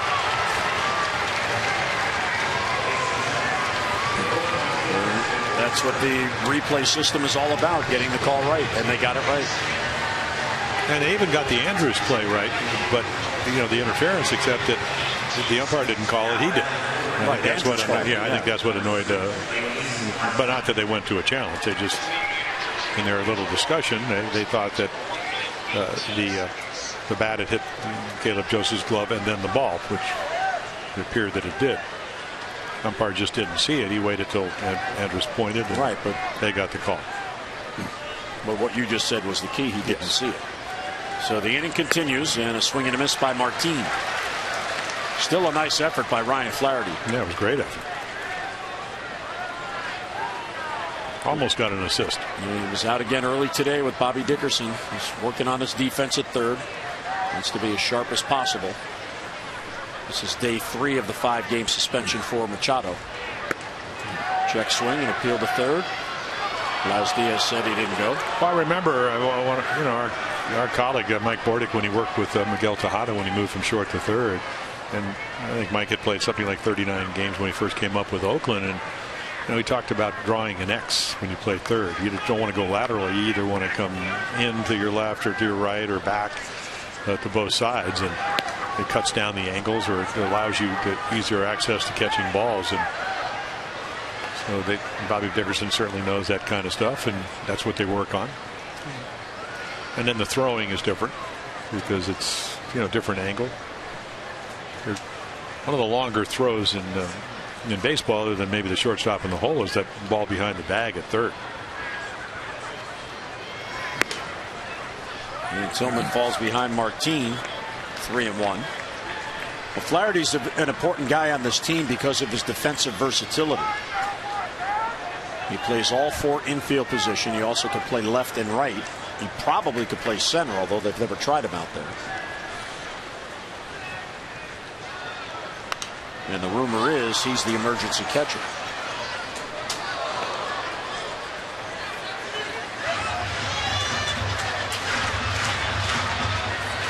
And he is the backup to Hardy at shortstop if he's needed there. Stope has played shortstop in his minor league career, but since he's become pretty much the everyday second baseman, you'd like to keep him in one spot. Runner will go on 3-2 with 2 down. Big pitch for Tillman.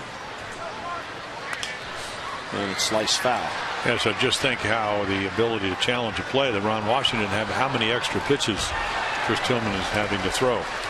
Well, it may not affect him here, pitch count now at 90, but certainly down the road. And it is a hot and humid night, which really shouldn't bother you, because if you're doing your work, you should be doing it outside.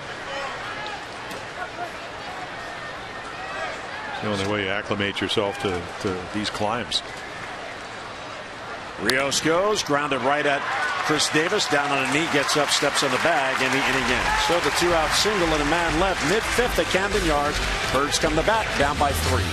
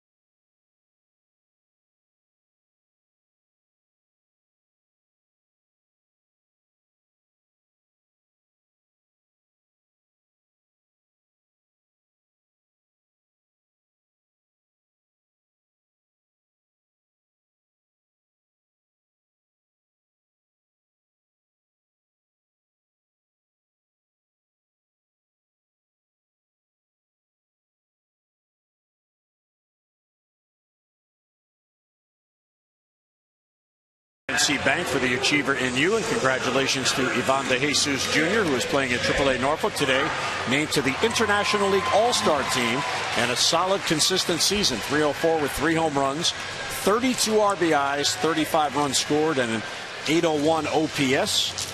Turned 27 in May, first year of the Orioles organization. He's been around a little bit last year. He played for the Red Sox, with the Dodgers organization. So you get somebody, and has limited major league appearance. 8 at bats, or 8 actually, 8 at bats in the American League, and 40 games, 65 at bats for the Dodgers over the National League. His dad played 15 years in the big leagues. Yeah, he was playing for the Philadelphia in '83 when we played him in the World Series. So Michaelis still on the mound with a 4-run lead, or 3-run lead, excuse me, and pitching here in the 5th. Hardy will lead off, then Scope and Flaherty. JJ singled with 2 down in the 2nd to extend his hitting streak to 6 in a row.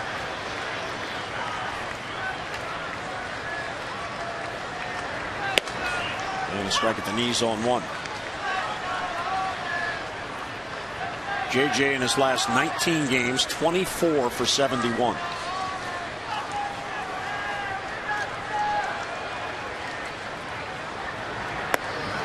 And a good take outside. So that's a 338 clip now for JJ over his last 19 games. And you were talking about breaking out of that defensive slump. He's committed just 1 error in his last 20 games, including tonight. Yeah, good breaking ball. Miles Michaelis is finding out, even at this level, if you make good pitches, you can get good hitters out. And his stuff plays up here. He's been from 90 to maybe 89 to 95. That was a really good slider. He's thrown some curve balls. Changeup, so not so good. There's a really good curve ball, and he strikes him out. So fastball down the middle. JJ takes it, and then he goes to work on it, and ends with the shoe top drop. And the count, 1 ball 2 strikes, it allows you to pitch out of the zone, and he does. And it's a good one. Michaelis is the 11th different starter for the Rangers this year. After Joe Saunders started and lost the opener, he was designated for assignment, and Michaelis came up to take his spot. Scope will take a strike, 0-1.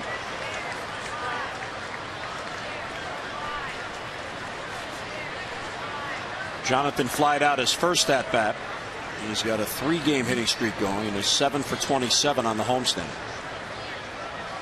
which will end tomorrow night. This is game 10. Orioles are 5 and 4 on the homestand, trying to recover from dropping 3 of 4 to Tampa Bay.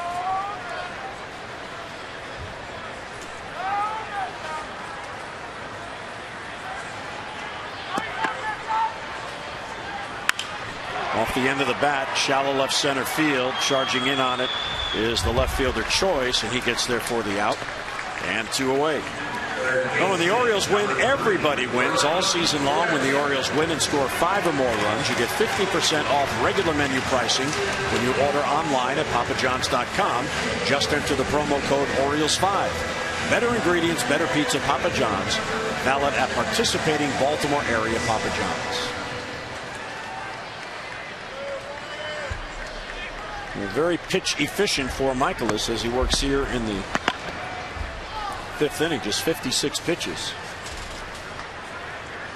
The Orioles, well, they have only 3 base hits, 3 base runners, and they have not had 2 base runners in the same inning yet in the game.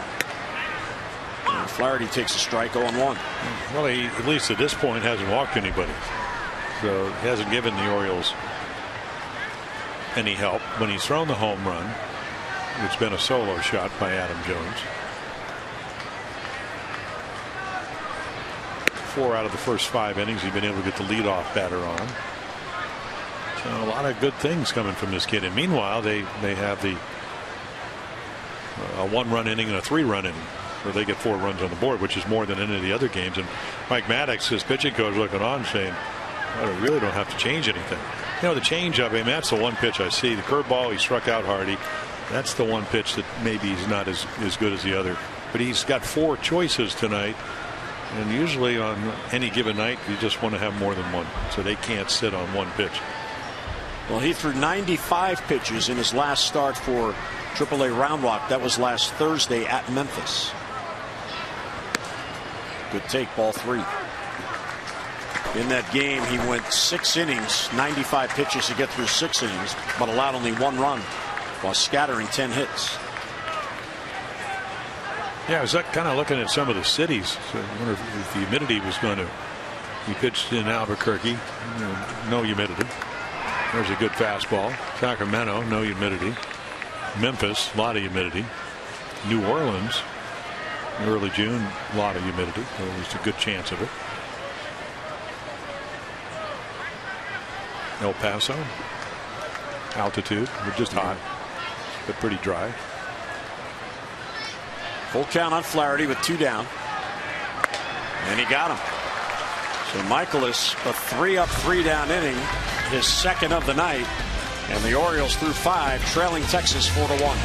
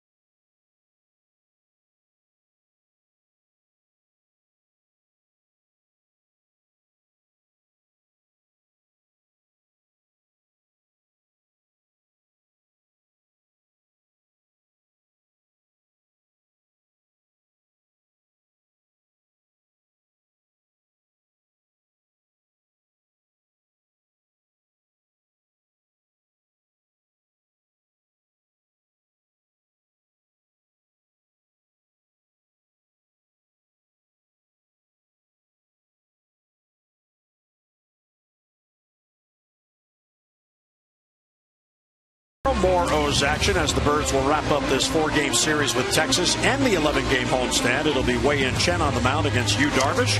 Our coverage on MASN begins at 6:30 with O's Extra presented by Geico, and then game coverage at 7 o'clock. We've got all the access you need right here on MASN. So Darvish, well, look at those numbers. A lot of strikeouts. Wei-Yin Chen, a little different type of pitcher, left-handed versus right-handed. Coming off a 3-home run performance. Did not pitch well Saturday against the Tampa Bay Rays. So Darvish, well, the Orioles know about him. When they had to go to the postseason in when they won 93 games in 2012, they had to go through Darvish, and they were able to win that ball game. Scored 5 runs, but it's not an easy task. Beautiful sky. Did you see that? Yes. Thought of it, Arizona highways. There's Jimenez with a foul. So get out of this inning. Good change up right there. Pitch count. Maybe even have a 12 pitch count so you get another 2 innings and take your chances. That's what Chris Tillman is thinking. What'd you call them? Arizona highways? Oh, no, Arizona highways is, I used to give them as Christmas gifts when I lived in Arizona. I grew up in Scottsdale, went to high school and college. But it's one of the most beautiful magazines, and it's the Southwest. So you get all those desert skies. Gotcha. Have you ever been to Winslow, Arizona? Yes, I have. Oh, okay. Clarksville. That's part of a song. Winslow. Yeah. Don Fry there. Towards the gap. That's a base hit. Jimenez going with it. That's going to get by Adam and go to the wall. And Jimenez will pull in with a stand-up double. A leadoff double for Jimenez in the 6th. Next Wednesday, when the Orioles host the Washington Nationals, all fans will receive a special Nick Markakis Orioles t-shirt. Don't miss this unique design. It features a silhouette of Nick made up of words shared by his teammates on what the veteran outfielder means to them. So show your Birdland pride during the Battle of the Beltways and get your tickets by getting online at Orioles.com or by calling 888-848-BIRD. Look, they're back. Well, and that would even be prettier if it was a little earlier and the sun hadn't set. Magneto Odor shows bunt, and he takes it low, 1-0. They're good eye because a lot of young hitters, and we talked about the fact that there is their #1 prospects coming into this year. He would have tried to bunt that anyway. So it wasn't a strike. He recognized that. And they want to add some runs. It has not been an easy ride for Chris Tillman tonight. Other than the 2nd inning? They've always had somebody on. He's been trailing the entire game. Bunt and a beauty. Flaherty's got to hurry, and he got it there just in time. They're about a half step. So very nice sacrifice. Small ball. So they're up by 3. They're trying to go up by 4. Yeah, Ron Washington was talking about Derek Holland, one of their really good left-handed pitchers, had microfracture knee surgery, so they were doing a simulated game. Perfect bunt. Angle of the bat, it's out in front of home plate, able to get it down. Flaherty does make a nice play. Not out by much, but he is out. He was talking about they brought up some of their phenoms to hit off of Aaron Holland, and they wanted them to bunt off of him to see if he could field his position, which he's still having trouble doing because of the surgery. He said none of them could bunt. Wow. And that did not make the skipper at the major league happy. Can you imagine that happening to Buck Joel? Same thing. So if you can't bunt in Double-A, why would you think you can bunt in the big leagues? But Odor could. Swing and a miss, 1-1. But you know, Buck talks about that quite a bit, that when players reach the big leagues, very often in the minor leagues they're batting 3rd, 4th, or 5th, and on those teams they are not asked to bunt, so maybe they're not as adept as they should be, but that doesn't mean they can't work on it. You come to the big leagues, sharply hit, Flaherty gloves, he'll save a run and gets it across.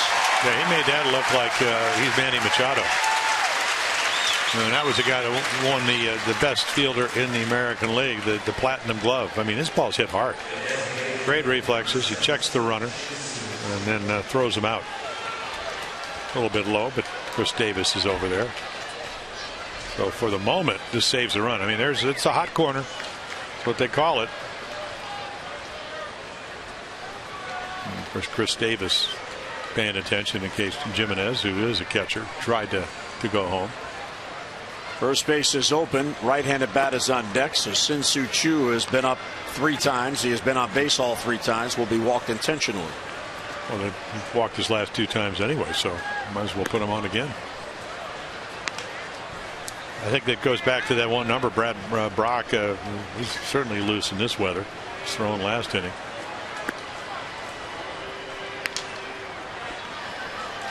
Again, lefties this year, and that's a strange number because he usually gets lefties out better than righties. 282 coming in, and righties were down around 215. Choo to first, so first and third with 2 down.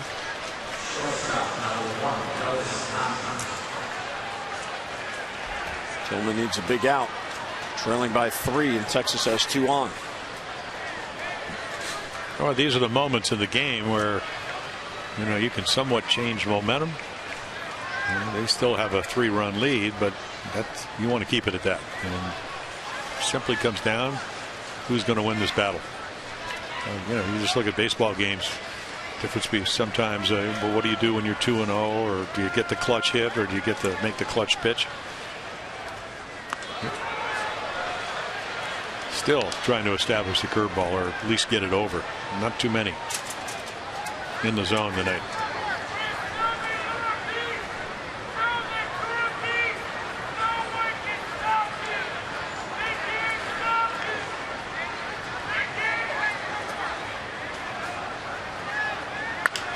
And slap foul the other way, 1-1. Texas has lost 7 in a row on the road, and they have lost 4 straight here at Camden Yards. Ron Washington's team is a season low 9 below 500. They have lost 3 straight overall in 12 of their last 15 games. Yeah, they had one of those 8-game losing streaks. And that's not what you want to have happen.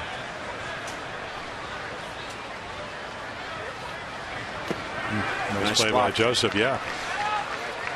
Well, you got to be on your toes with Chris tonight. The curveball up, pulling the breaking ball. I mean, again, he just kind of over rotates here and straight down. And you can see Caleb sitting on the inside corner, and that ball bounces before it gets to him.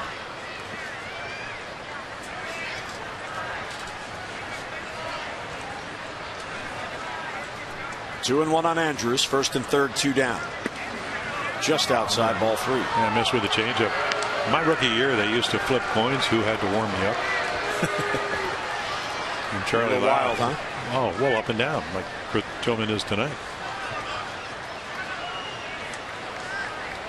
3-1 the count. Pena on deck is a left-handed batter.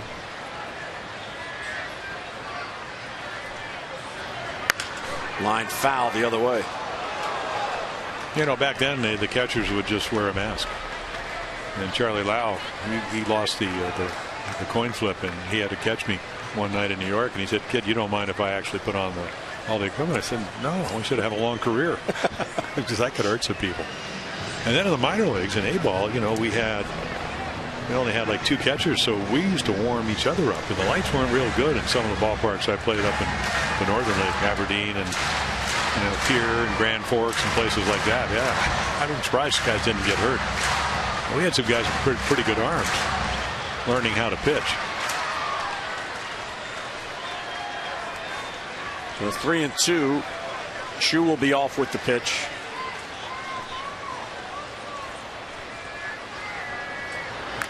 And he fouled it back.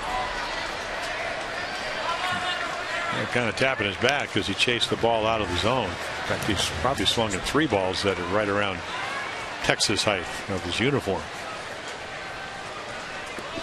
He's about to see the 7th pitch in this at bat. Andrews, 25 years old and already in his 6th season. Yeah, look at that number, 145 with runners in scoring position. That's the one number. I mean, had a great June, got back, at least got the average back where it's respectable, 30 for 100.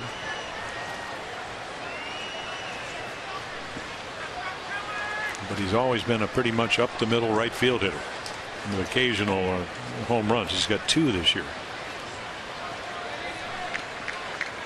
And 20 extra base hits to go with his 85 hits. 3rd straight 3-2 pitch to Andrews. And inside, ball 4. Very close pitch. And here comes Buck. Staring at the umpire as well as he walks out to the mound. Oh, it's a good take. The ball is definitely inside. You can see how far it is, but he looks like he's going to swing and then holds up. So eventually became pretty disciplined at the plate for the walk. So Tillman leaves. Brock comes on. He'll inherit the bases loaded, 2 men down.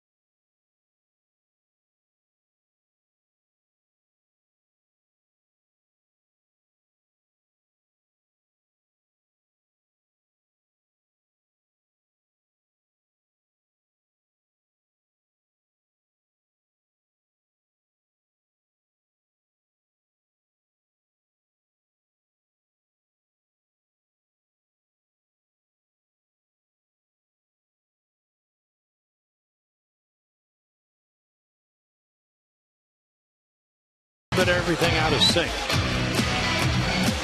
So again, right here, I mean, he's had some good at bats, but he gave up 4 runs, 3 of them earned, and the other one. So there are the numbers. Again, more walks than strikeouts, and the Jiffy Lube pitching change is good, especially when it's your oil getting changed at Jiffy Lube. Give your vehicle relief with regular oil changes at Jiffy Lube and help stretch the life of your engine. Although the well-being of this game is going to be with Brad Brock. So he comes in. He's really had a great homestand. A hit, 6 1/3 innings, has not given up a run. Those are the numbers. He's been up and down twice. So the lefties, and Pena is a left-hander who will hit against him a lot higher than the righties, but he's thrown the ball really well. And power changeup the last time, probably the best one I've seen from him. He last worked on Saturday, and he faces Pena, and it's outside 1-0. Yeah, the one thing you look at in the number they grade you by, 10 inherited runners, 3 have scored, so not a horrible number. And that's what he's trying to do here. Those are the numbers for Carlos. When he was younger and he was playing every day, home run guy, big time. And a strike. Looked like the same pitch. Yeah. Maybe a shade closer. Yeah. Fans are getting on him. They umpire with their hearts.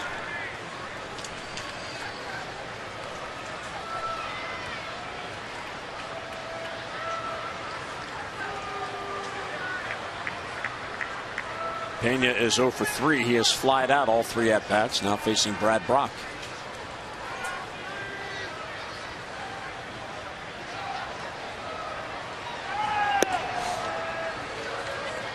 Two and one as it goes from one side of the plate all the way inside. Well, that's what happens with Brad. I mean, when his lines are good, in other words, front shoulder stays pretty close, this stuff is, I mean, really plays well at this level. And so up and down, what, twice this year, 5 times last year in 33 games for the Padres. But good velocity, nice little breaking ball, and a good changeup. But sometimes command issues, and can't afford to have that here with the bases loaded. There's a good pitch right on the corner. Since coming back for the 3rd time, that was June 21st, and he's been here since. And he's well aware of that. Yeah, I think, he just gets a little bit quick, and you get anxious, and you like to be able to stay over the pitching rubber long to make sure that you load and then you go in the direction north and south. And sometimes we start swinging our shoulders and legs and whatever if you're pitching and can't pause enough to actually use your height, because he's a big kid, close to being 6'5". Big pitch here, 2-2. And bounce to Davis. Chris plays the hop, slips, and then gets to the base unassisted. His feet came out from under him, but he stayed with it. So Texas strands him loaded. Good job by Brock. Bottom of the 6th coming up. Birds down by 3.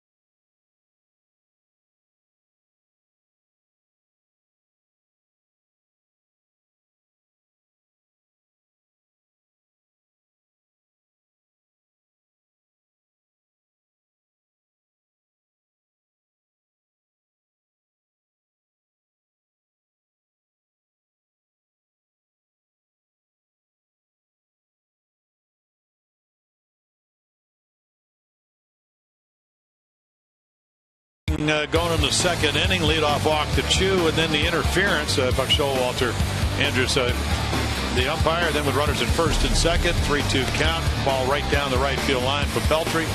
Andrews with very good speed makes it 3-0. They add another run. Leonis Martin off the leg and glove of Chris Tillman. And then the Orioles, the 16th home run of the year, the only run so far tonight for Adam Jones. And those are your Geico highlights. 15 minutes could save you up to 15% or more on your car insurance. And Tillman with Miguel Gonzalez, Wade and Chen there as well. Maybe Miguel telling Chris what he saw. Well, it's never, you always, Chris, pretty good self-assessor. And you should work for the tax department because you got a pretty good idea of what's going on. And they'll say, well, I was behind too mmany guys. I didn't really pitch that badly, but we didn't score a lot of runs. I could have been a lot better, and that's what you do as you're a starting pitcher. There are games sometimes when you give up 4 runs going into the 6th inning, when your team scores you 6, 7, 8, and you go, hey, that wasn't that bad. But you still know in the back of your mind it could have been better, and that's one of those games. But the Orioles, 3 runs down. Right. Great job by Brock. You got another 12 outs to do some damage here.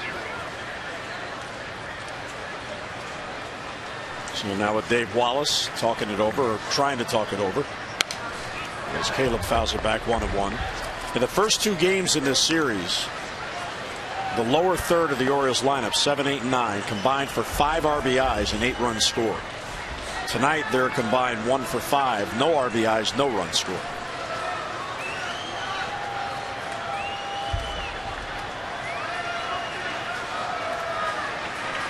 Yeah.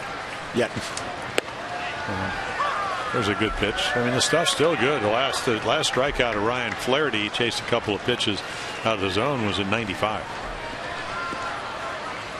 So you just keep rolling along, throwing your strikes, making your pitches. They have not added, talking about Texas, added any runs for him since the 3rd. And there's another good pitch, just a little bit of slider. It starts in the middle of the plate. So if you're Caleb Joseph, you're going to try to attack it. And it really doesn't break away. It just goes down. I mean, it's just a nice little breaking ball. You know, the movement gets him. I think it's going to slide a little bit away from you, and the bottom drops out. So it gets on top of it. That's how you do that. Big kid at 6'3". He's been really good tonight. Yeah, getting ahead. That's his 4th strikeout. He did not strike out a batter until the 4th inning. Nick has grounded out to first, grounded out to second.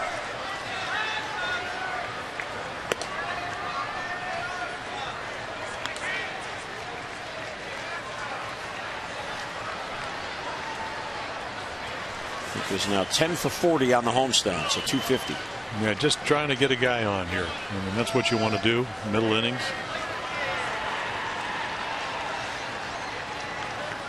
Ball 2. Yeah, see, that's the changeup, and it's almost like it's a wasted pitch. They keep throwing it, but it's meaningless because he hasn't thrown one over yet. The teaching still going on. Well, Dave Wallace knows his stuff. I mean, at all levels, farm system and pitching coach. You know, had some the Kurt Schillings of the world. Had Johan Santana, a couple of Cy Young awards up in New York. And you draw from all those things, and he's really a nice man, and he knows. I mean, that's kind of like George Bamberger. George pitched 15 years in the Pacific Coast League, and so he knew about pitching, and then you'd run through the wall for him. And he always treated you fairly, and he wasn't a front runner. Ball 3. Well, the thing about Dave that really took here is when he first came on and he met all the pitchers, he didn't try to force his will on the pitchers. He wanted to know what he could do to help them, learn them. And as the year has gone on, as he has seen things and developed relationships, now the suggestions are going. And ball 4, and there's the first walk, and the Orioles get a 1-out base runner. Yeah, and Mike Maddox is going to look at that, because that, like you said, is the first free pass. Well, as promised earlier in the game, we'll get a look at our AT&T's fan photo. And another photo from here at Camden Yards. They're having fun. I think they're basically, he's about to say they scored how many runs in the 6th inning? Anyway, Maddox is coming out because this is going to give whoever's getting up in their bullpen a chance. Andrews, Elvis came running in from shortstop. Jason Frazier, who pitched last night, actually threw the ball well. So he just got a little tune-up inning. And Mike Maddox probably said, hey, don't change anything other than you didn't really want to walk that guy, but he did. But again, he's a ground ball guy, so he can, with one pitch, get right where he wants to be out of the inning. And the Orioles, with Steve Pearce as hot as anybody in this lineup coming up, Orioles with one swing can get right back into this game. Which is why you didn't want to walk the guy ahead of Steve Pearce. Well, but he didn't mean to. You know, just happy you think you're going to make your pitches. Thought the change up, even though he hasn't thrown one for a strike tonight, was the right pitch. And then all of a sudden you find yourself 2-1. You try to hit the corner, you don't. And next thing you know, you've done what you didn't want to do. Pierce is 0 for 2. He's flied out to center field twice.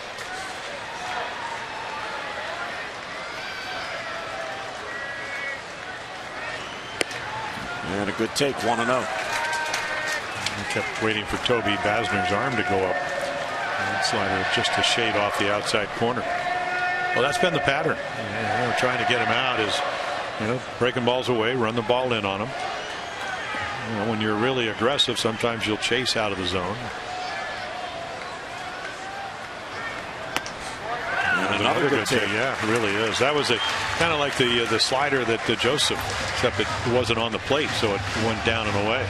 Now the veteran Pena is going to go grab some rosin so he can give him a word of encouragement. Well, it's frustrating for everybody involved, including Miles Michaelis, when you start losing your command, and it's hot and humid. It is the big leagues. First time you've been out there, so I'm sure there was a tremendous adrenaline rush early on, doing something for the first time. Look for a pitch here. Ball. That ball was off the corner. That was a generous strike. That's way off the corner. Wow. Runs back a little bit, but not even close. So instead of 3-0. Yeah, well, that's just a horrible call. You can see him sitting on the inside corner, so he's looking across the plate.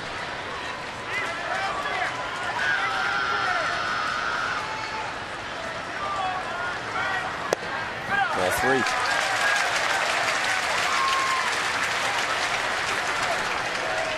So this will be his last hitter if he doesn't get Pierce out. There's no reason to go any longer with him. You got a veteran in the bullpen. That is if he starts walking guys. And you mentioned it last night with Martinez on the mound. Pitches that minor league hitters chase, they don't chase here. Well, Steve Pierce has a pretty good idea when he wants to hit here. Hitters down to 3-1. Now get straight down. Yeah, the one thing about Miles Michaelis tonight is that he's got pretty good movement. Yeah. His velocity is, again, it hasn't been a constant 95 or 3 or 1. I mean, he's changed speeds. I don't know if he's trying to do it on purpose. But, maybe one's a four-seamer, one's a sinker. Because a lot of times there can be a mile, 2-dial difference. But at the end of the day, when he's thrown the ball over, he's been tough to hit. So when he stops doing that, if he stops doing it, that's when the Rangers will make a change. 3-2 with Markakis at first, 1 down. Big pitch coming up for Michaelis. Nick runs, and it's inside, ball 4. So he's walked back-to-back hitters, and the Orioles get the tying run to the plate. And let's get a look at this pitch-by-pitch of Steve Pierce. Very good at-bat by Steve. Well, you got a 3-run lead, so let's go pitch to pitch. The slider just off the corner. Another slider low. Gets a generous call here, so he's back in the count. Misses down and away, 3-1. And then the foul ball, and then the ball it's on the plate, but it's low. So Michaelis leaves. Frazier comes on. O's have the tying run coming to the plate.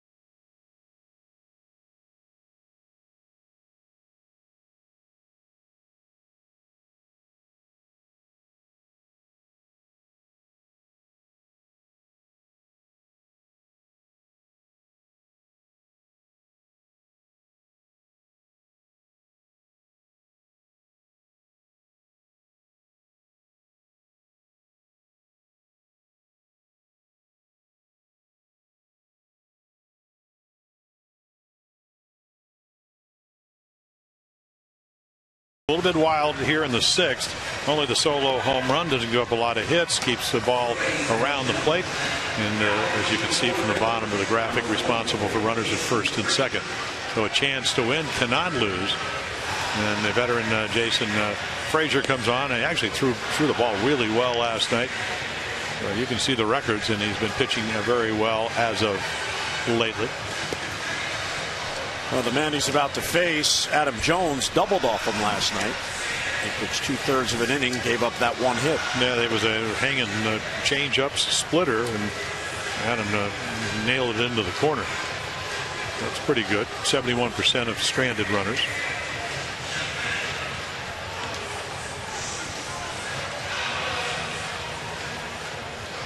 Adam has the Orioles' lone RBI on the night with his 4th inning solo home run. He is 4 for 14 against Frazier, including that double last night. So a big moment in this game as the Orioles held to just 1 run on 3 hits over the first 5 innings. Get a couple of walks from Michaelis. They chase him. And now Adam Jones comes up with 1st and 2nd and only 1 down.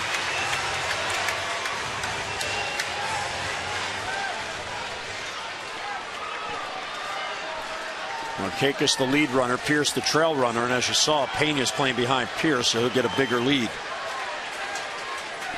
Pena behind Pierce, even though there's a right-handed bat up. Looks to cut off that hole the other way. Yeah, so the 36-year-old right-hander, I mean, veteran guy, he's closed on occasion. He's been in the American League since 2004.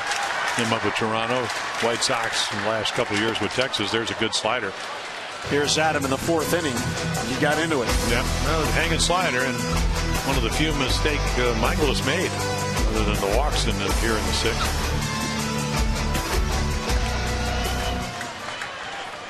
Well, you can tie it with a home run, but you can keep the merry-go-round going with a soft single or ground ball up the middle. Kind of put the shift on Adam Jones. Odor playing way up the middle. And they're trying to cut off a ground ball. Well, we saw him throw out Adam last night. He fielded a ball on the right side of second base. So here is hits by direction on the year. Well, it's actually 22 hits to right. That's pretty good. Well, it started in early June. I mean, not only was he getting hits, he was hitting home runs to right field.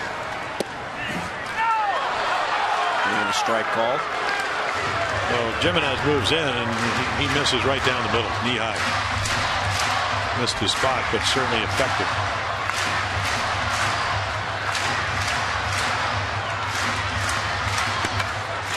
So Jones down in the count, 0-2.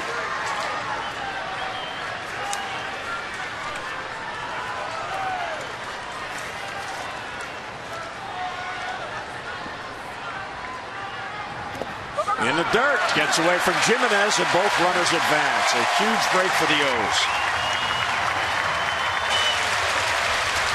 Oh, there's a split change, and it just bounces it. Obviously, Jimenez late, but it's out in front of home plate, so that's a tough call. Tries to get the body in front, which he does, but it bounces up and then off his, I look like his left arm. And so the double play no longer in order. They're going to play their infield back because it's 4-1. They're going to concede 1 run to save that 3rd run. But the only place you can't drive in a run is a ground ball, at least on the ground, is right back to the pitcher. Or maybe right to Pena. Yeah, Pena just moved in about 4 steps. So ball and 2 strikes on Jones, 2 in scoring position with 1 out. Upstairs with a fastball. Trying to get him to chase, he wouldn't do it. Well, not only that, if you got to go back to the first inning, and Toby Basner called a high slider that was almost that height, but it had a little more of the plate. So in the back of your mind, don't think Adam is wondering where the top of that strike zone is. He knows where it should be, but just doesn't know where it is tonight. The 2-2 is lifted. Right center field, deep enough to score Markakis. Rios will get the call on the catch and a fire back in. Pierce goes to third, sac fly and an RBI, and it's a 2-run game. So how big is that wild pitch? That gets the runners to second and third, and otherwise it's just a long out. So a couple of walks and a sacrifice fly, and now all of a sudden another pitch because heads up play by Steve Pierce because he tags up and goes to third. And you don't want to be pitching to Cruz, who's going to come to the plate up in the zone. So Adam has a 2 RBI night. He now has 51 ribbies on the year. And here is Mr. Cruz, who was robbed of a home run. His first at bat, Leonis Martin, a leaping grab at the fence. And then he struck out in the fourth. So even though Chris Tillman did not have his stuff, he kept it as is after falling behind 4-0 in the third. Now the Orioles are back within 2. And then Brad Brock came in and got him out of a bases loaded situation. So that's what. That kind of lets everybody maintain interest in this game. The Rangers, they don't have a significant lead anymore because of that. Texas has out hit the Orioles 7-3. Orioles' last hit was the home run by Jones in the fourth. They've gone a turn through the lineup without a hit.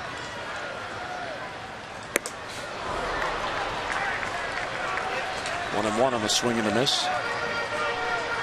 Aggressive cut. Yeah, well, he showed us a good fastball last night. Hung the changeup, and that's what Jonesy hit. But he was throwing 93, 94, and he does have a changeup and a slider to go with it, and they know that. Nelson in one of those mini slumps. He talked about how the kind of a roller coaster ride, and 4 for his last 34, but 3. Left field, pretty deep. Back it goes. It's over the head of the left fielder choice. And Nelson Cruz puts on the brakes and hustles back. It's a 1-run game on the single by Cruz. But in those 4 hits, and it almost became hit number 5. It is a hit. 3 of those home runs. I mean, he scorches this ball. He hits it so hard that Michael Choice can't even get back to catch it. I mean, he tries to get it. I mean, over his head.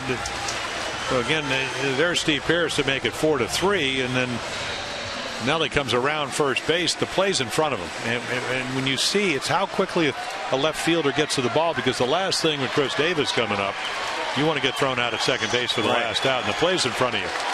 He did make a good throw, but you can't anticipate that. Right. Cruz came out today for some early BP, taking swings against the curveball machine. And Chris Davis hit off the tee. Yep. With Buck Showalter kind of talking. And I already see a little bit more of a closed stance. And by that I mean, the right foot maybe a little bit closer to home plate. Just trying to get a more balanced approach. Outside. Oh, this guy's. I mean, he constantly keeps calling pitches that aren't strikes. That ball well off the plate.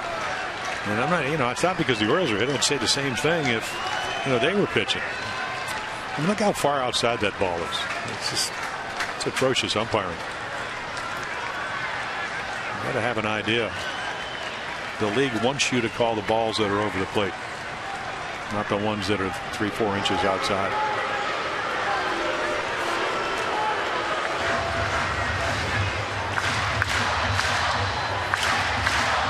The stance, Jim, of Davis. Yeah, so maybe that right foot a little bit closer to home plate, just a touch.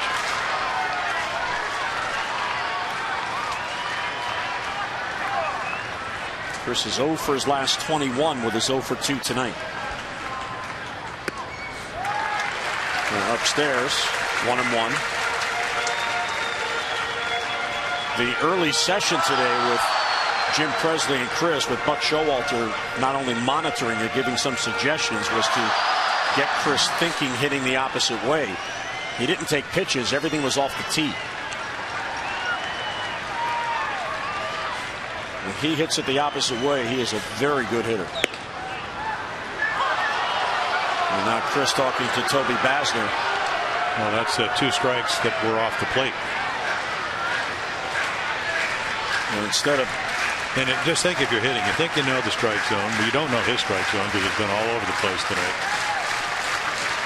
And I know he's a young umpire, but hey, still the big leagues. So Davis in a hole 1-2 with 2 down. And here's earlier today with Davis working on going the opposite way. And you see with his Buck Showalter, these are soft toss, and then they went to the swing, so no pitching. But and Buck motioning, go that way, and here's the swing to hit it that way. This was very early this afternoon. Well, the tee doesn't lie. Seems like it's simple. And it's just really trying to get what the path of the bat head is. Outside, ball 3. I still remember, one of my favorite guys and a longtime teammate, really great pitch hitter and hitting instructor was Terry Crowley, the king of swing. And he said he learned about the tee when he went over to the Reds in '75 and '6, played on 2 World Championship teams, and he saw Bench, and he saw Rose, and he saw Perez, and he saw Joe Morgan. And they used to hit off the tee, and they used to work the whole field. Ted Glaziski was the hitting instructor. And Crow said, wait a minute, this must work if these guys are doing it. Cruz will be off with the pitch, 3-2 and 2 down, and it's fouled back, heading to the upper deck.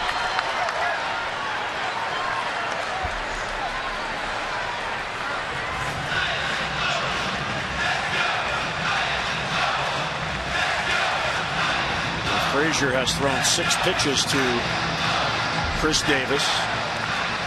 So this will be the 7th. Well, if you're Chris Davis, do you really know where the outside corner is? No. So you're going to expand. He's been doing that lately anyway. And of course, Frazier saying, where can I go? It's really not something he can drive and maybe get him to chase. Look where all the pitches are. And 2 of them were called. And the 3-2 is fouled off. Yeah.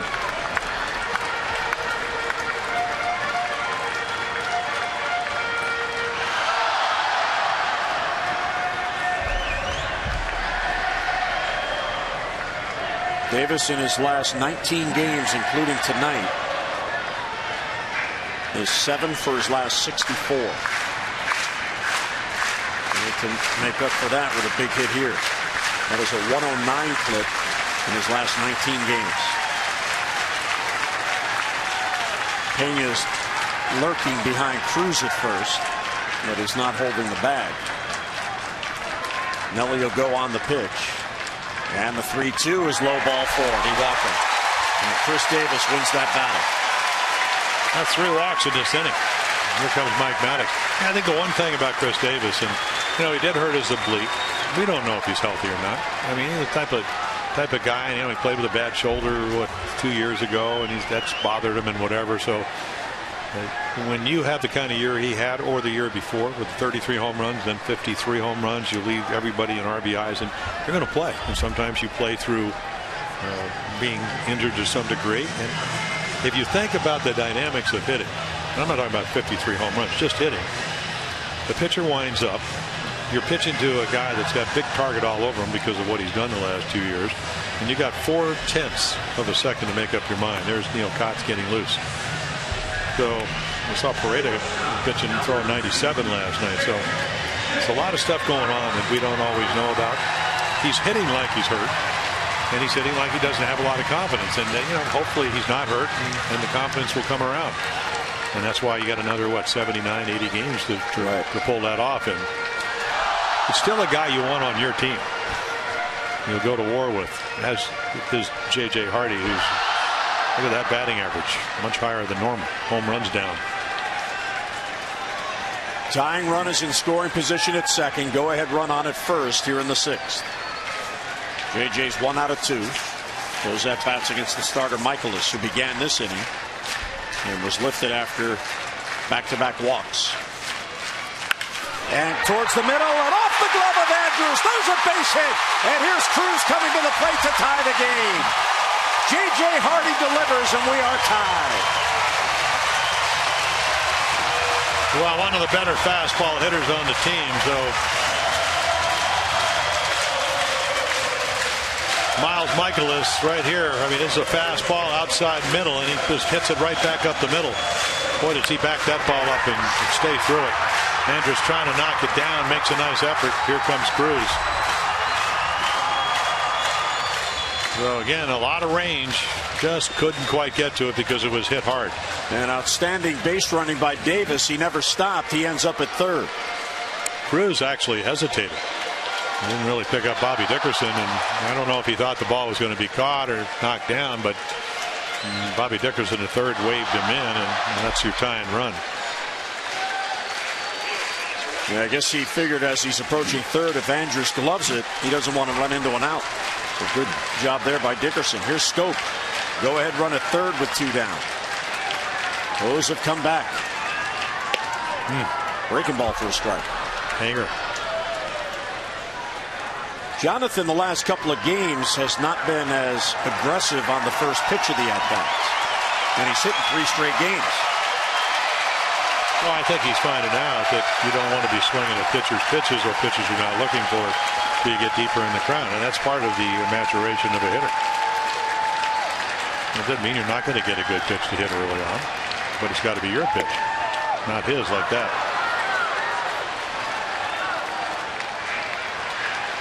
0-2, so Frazier comes on. He allows 2 inherited runners to score and then a runner of his own to score. As J.J. Hardy has a 2-hit night. 29th multi-hit game. Michaelis, a no decision. He had the lead when the inning began.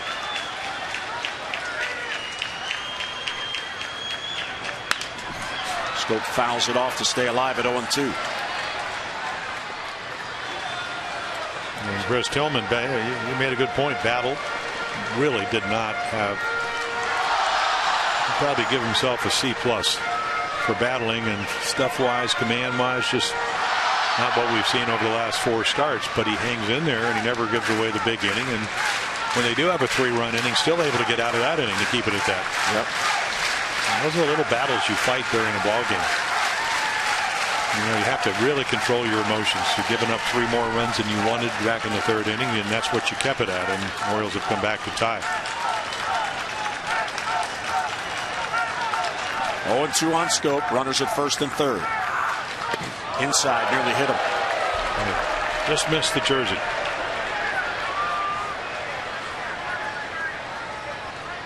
Got to go to the David Wells jersey. The blouse effect.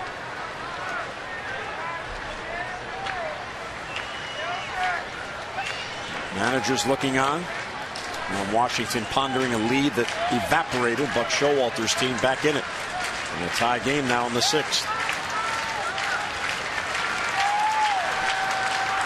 That one even closer to hitting it. Well, certainly not as sharp as he was last night. And there's another splitter. And it just hangs. Stays up. Amazing on the Exmo there. The ball was actually by him before it reacted to it. Well, that's it. You know, the focus with 2 strikes is I got to cover everywhere. Got to make contact if I can. Lined right to Odor at second base, and the inning ends. But the Orioles get 8 men to the plate and score 3. And we are starting over. We'll head to the 7th in a 4-4 game.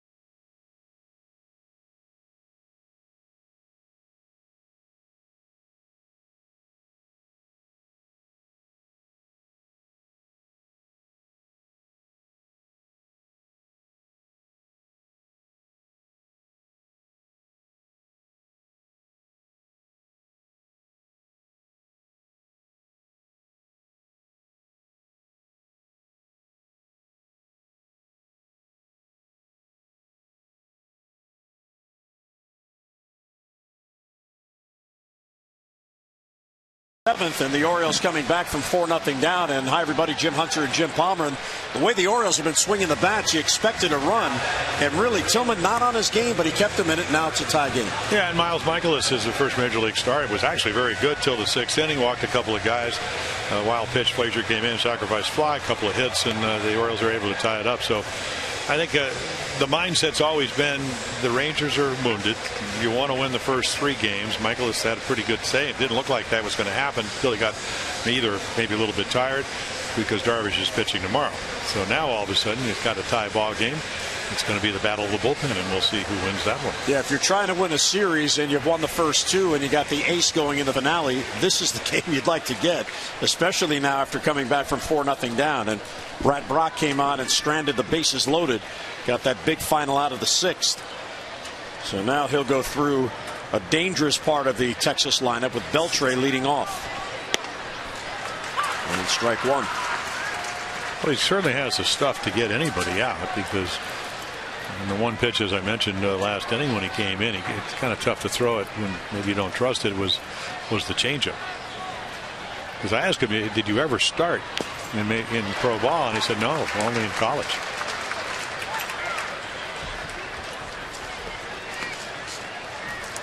So another acquisition by Dan Duquette. Yep. Certainly paying off dividends.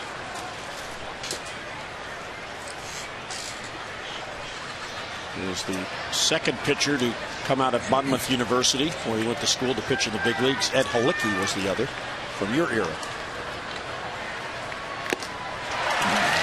3-pitch strikeout of Beltre. Yeah. Well, you don't see that too often because he usually gets on everything. But 94. He thrown him a good slider and then he just throws it by him. Amazing. Balls move.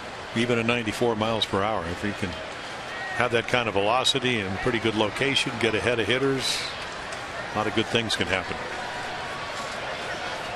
So a 3-pitch strikeout. Here's Rios. And there's a strike.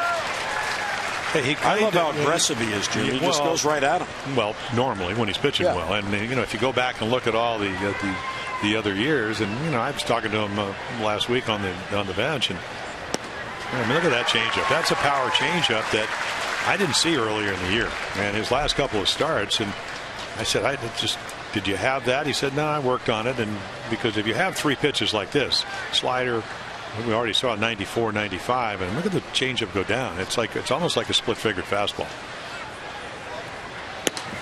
Just outside. Well, that's the pitch, the changeup, that is becoming a weapon on this staff. Dave Wallace and Dom Chidi, they tell these guys this is something that can help you. And to the credit of the players have to do the work. They have to learn, and they have. So if you didn't have a changeup, or you didn't have a changeup you thought was good, now it's improving and it's becoming a weapon. Well, yeah, and of course that changes for every particular guy. Like Darren O'Day worked on it with having a mind by Todd Froworth in spring training, who was a submariner, similar arm. He's a scout in the Oriole organization, and there you go, 93. So again, you don't have to throw it a lot, but if they know you have it and it's as good as the one he threw, 93, pretty much in the middle of the plate, is going to get you out. So you add a pitch, you put another, maybe a little doubt in the hitter's minds. Everybody says, hey, I didn't know he had a changeup. I didn't know he had that good a changeup. But you still have to know when to throw it, especially in a tie game in the late innings. Beltre didn't know. Well, he's going, hey, who's this guy? Where did they get this guy? National League, San Diego. Bunt, pretty good one. Flaherty barehanded pickup and won't get him. It's off the bag, and there's a bunt single. So Martin, who can fly, has 2 infield hits in this game and a 2-out single. Fans, the Orioles are hosting the AL East rival Yankees in a pivotal 3-game weekend series that will end the first half. It all begins a week from Friday, July 11th at Oriole Park. Tickets are going fast, so don't miss out. The exciting weekend in Birdland. Plus, for each game, we're encouraging fans to bring any non-perishable food items and cash donations to the ballpark to benefit the Maryland Food Bank as part of the annual Orioles Reach Food and Funds Drive. For tickets, Orioles.com or call 888-848-BIRD. Yankees lost again to Tampa Bay. Tampa Bay swept it So New York has now lost 5 in a row, and they're below 500, and they pick them off at first base. Davis running him down the second, and the tag by Scope. Jeff Nelson said he tagged him, and Brad Brock picks off Leonis Martin, who was going on movement. 7th inning stretch here at Oriole Park. Here are the Orioles due-up, brought to you by Mazda. Ryan Flaherty, Caleb Joseph, and Nick Markakis in a tie game.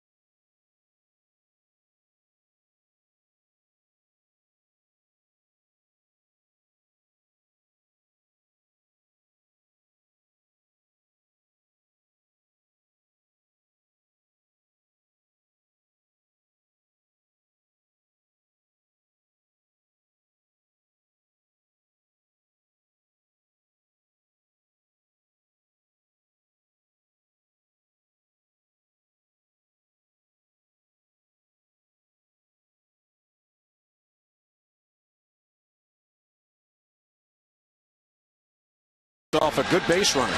Well, again, I mean, quick move. Martin with 36 steals last year, 17 now caught 8 times this year. So not the kind of percentage you want. Certainly want to get him into scoring position. And then the tag by Scope on the back. Davis runs at him, and Neil Kotz comes on. So back in the big leagues, Round Rock last year. 2012, 2013. This year, done a nice job for him. Did not pitch in either of the games, but all 3 over the weekend in Minnesota.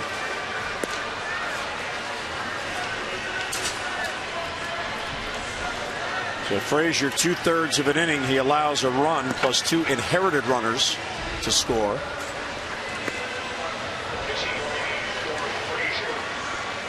And he'll go to work now on Ryan Flaherty, a left-handed batter, then Caleb Joseph, a righty, and then Nick Markakis, a lefty. Yeah, we first saw Neil Kotz, at least in the American League, all the way back in 2003-04 with the White Sox. And then, well, you look down at a guy's career record, and then you see injured or you see no numbers, you know he had Tommy John, and he did.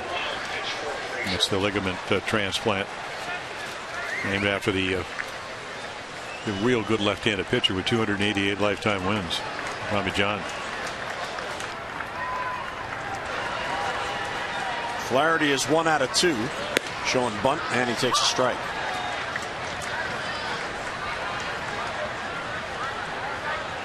Ryan does work on his bunting and getting near bedtime, Daddy.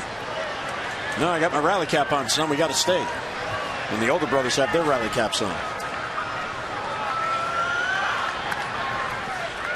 So he got his binky there. He's going to try to calm down. Well, the home run by Ryan Flaherty against Tampa Bay was off a lefty. It was off Ramos. 3-run home run. Hung a slider. That one a little bit off the plate.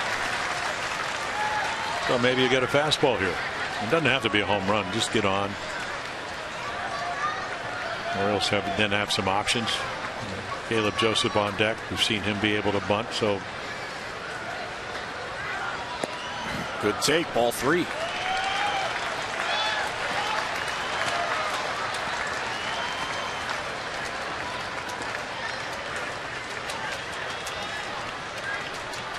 One thing about Ryan, he works. He doesn't just go about it. I mean, he's out here early. Today he was out here for early hitting, early fielding, and there it goes! Way back, and it is Orioles have the lead. So bring on the lefties.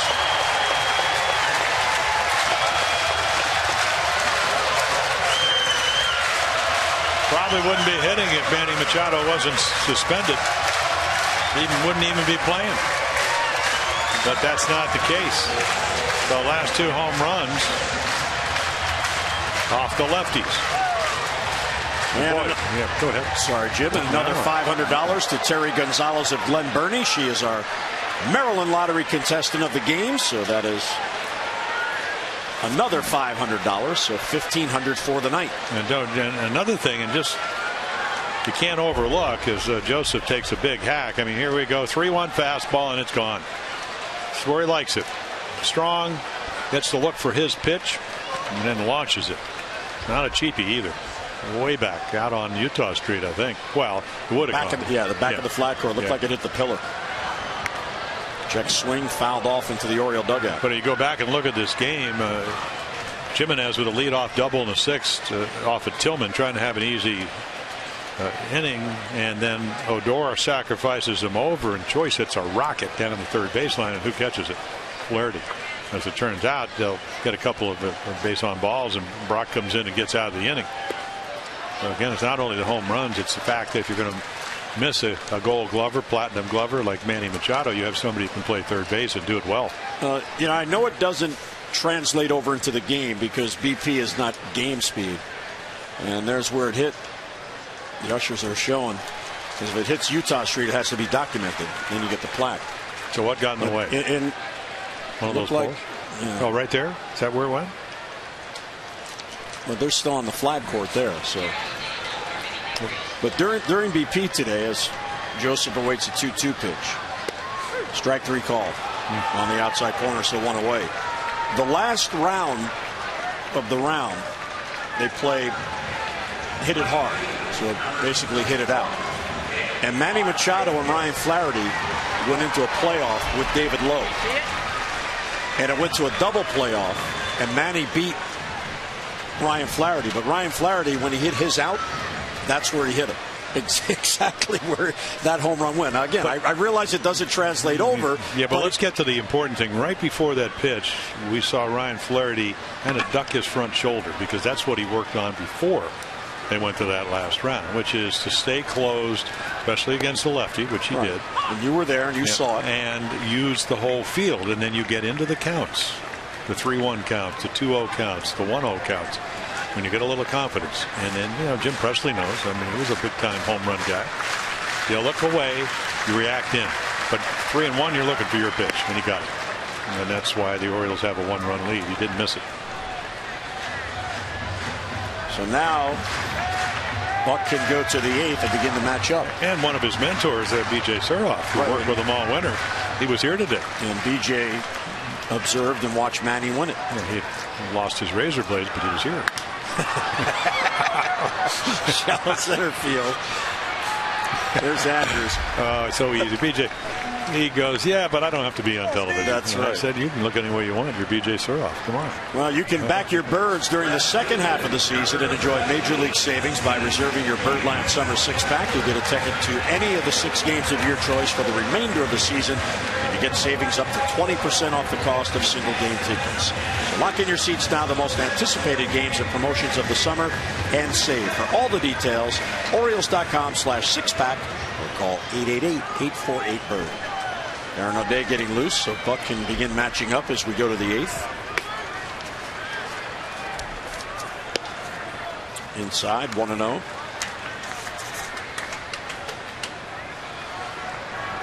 You shave on days off? I'm Jim Palmer. I shave every day. Come on. Excuse me, I forgot you have a public. You went too far in the No, come on. I'm kidding, because I heard you at the cage say I don't shave on days off. So I'm learning a lot about you today. You go kayaking in Ocean City. Well, I tried it once.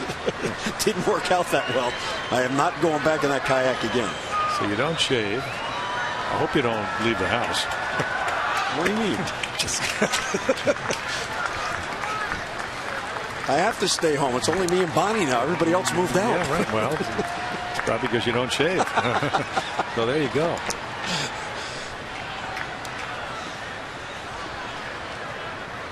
The 2-1 on Pierce, who drew a big walk in the 6th inning rally. Came around the score. Swing and a miss, 2-2. And trying to stay away from the fastball. Put something with a little bit of a wrinkle on it. And it was a little slider. And let's not forget, Jim, it's yet another multi-home run game. That's 6 consecutive games now with multi-home run games. 12 straight games with a home run.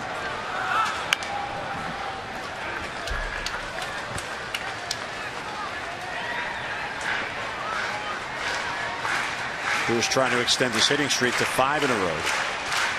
So in the 8th for O'Day, it's the lower third of the lineup. Jimenez, Odor, and Choice. All 4 hitters on the bench for Texas tonight are right-handed batters. Any available lefty was put in the lineup tonight. And only 4 of them on the Rangers team. Ooh. Just a bit outside. Yeah, Neil Kotze was a 2nd round pick by Oakland 2001.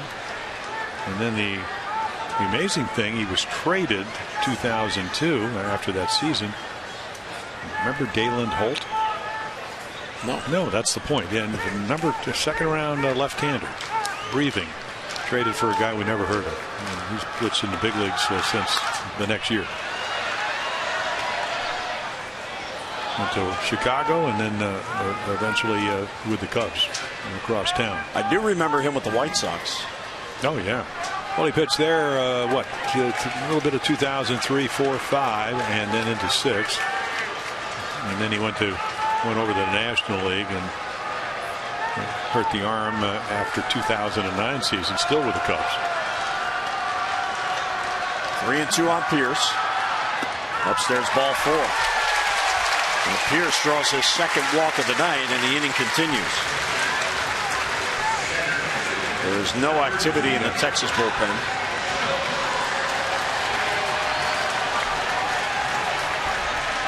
Well, he's 0 for 2, but he's been on base twice. And that gets Mr. Jones up. Adams had a good night. Well, Kotz actually, at least average-wise, he gets righties out better than lefties. So I guess they feel comfortable. Adam with a sac fly, his last plate appearance.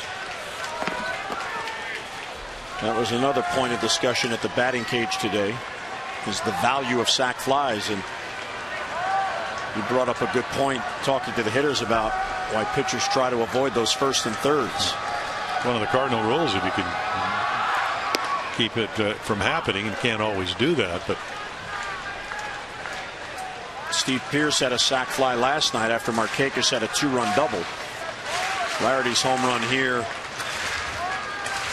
in the bottom of the 7th has given the Orioles the lead. A sac fly by Jones in the 6th got it to 4-2.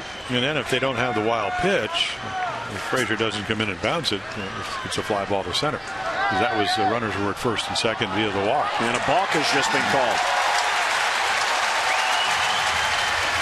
So that'll put a runner in the scoring position with 2 down.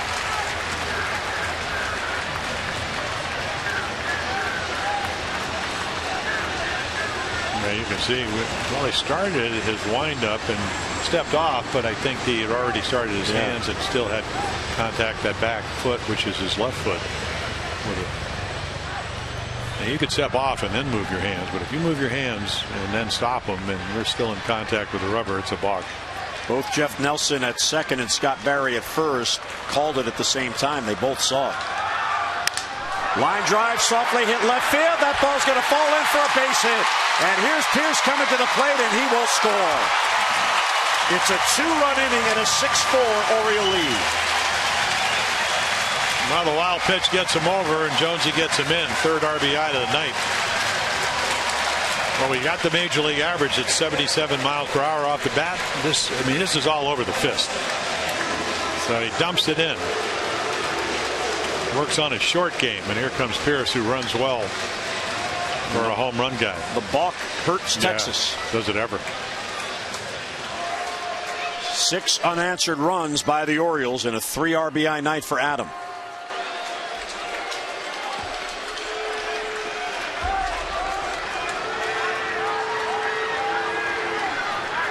Cruz hit the hardest single maybe of the year his last at bat. He pops it up. Beltre at third will call.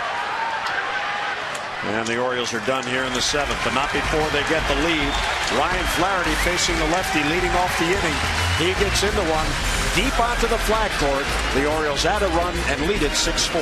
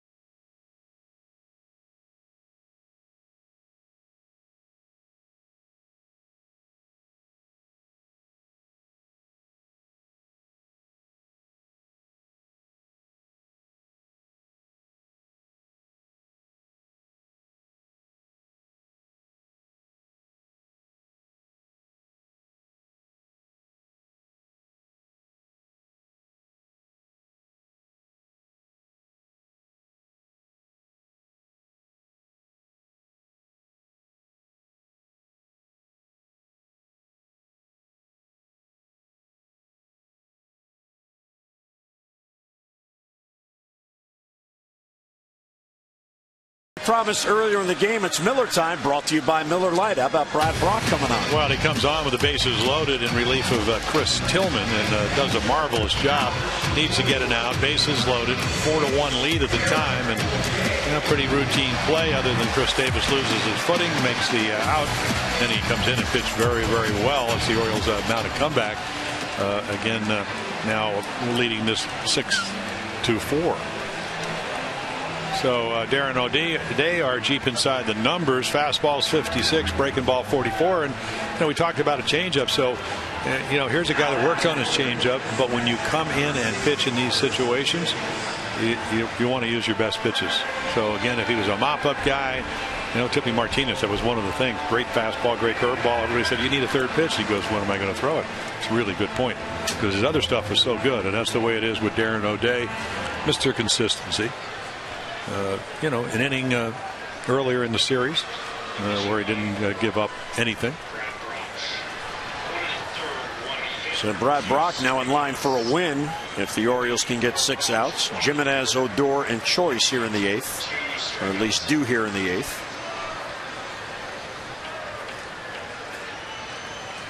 O'Day pitched a scoreless inning last night.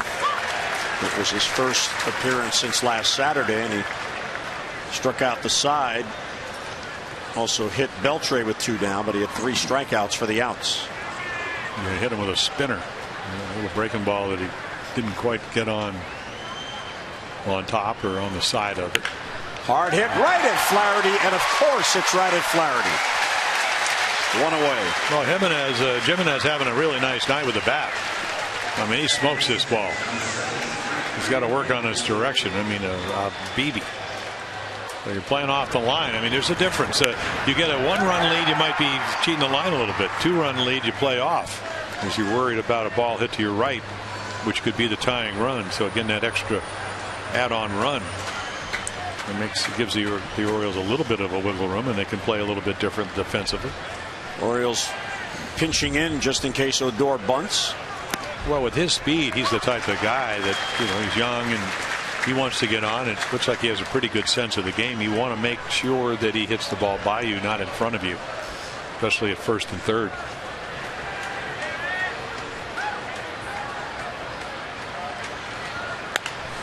Pulls it down the line and foul. They're really quick bat. I saw that last night. Tommy Hunter came in, pitched well, got a double play ball, but he's throwing 98 and just smacked it up the middle.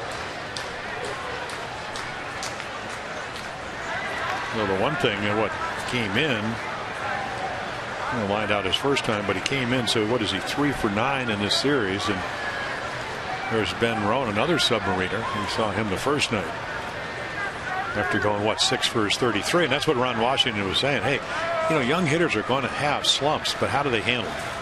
What kind of at bats do they have as they're going through? But there's still quality at bats. Dave Magadan, who did a terrific job in Boston and he's down in Texas, was a very good hitter himself. And we'll try to just make sure they don't lose confidence and don't lose their approach or the process of trying to get back on track. 1-2 on Odor. And he got him. Down on strikes goes Odor, and 2 men down. Just up the ladder. Now he can sink it, he can ride it. This one probably be around 87, 88 miles per hour. 87. It was 88 last night.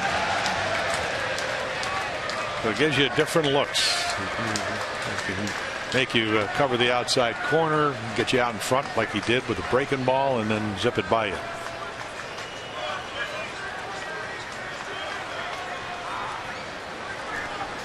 And 2 down.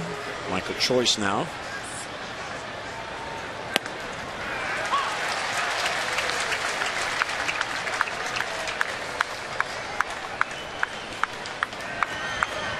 Choice has struck out twice, and he has hit a hard smash to Flaherty, who gloved and threw him out.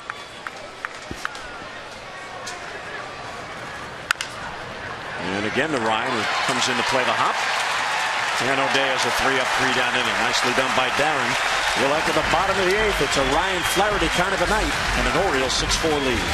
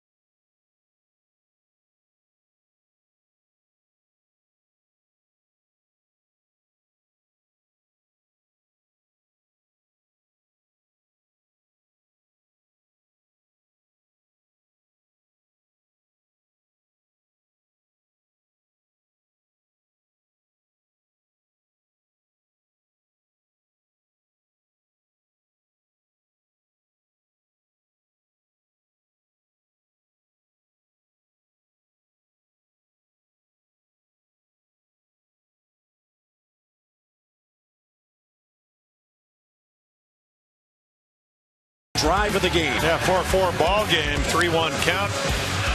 Last 2 home runs by Ryan Flaherty off lefties. This one gives the Orioles the lead.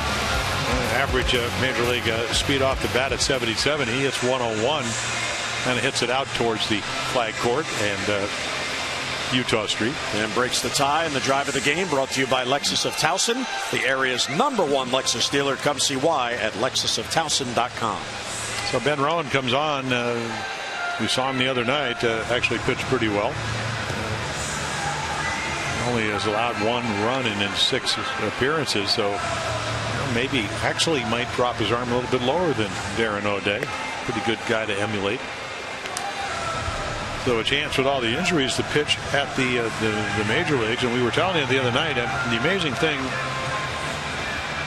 in the minor leagues for the Rangers, 19-5 with a 1.46 ERA. So he certainly has proved he can pitch it through the minor leagues and done a great job. And this year, a couple of saves and a low ERA, under 3 runs a game, 275 down at AAA Round Rock. Here is Chris Davis to lead off against Rowan.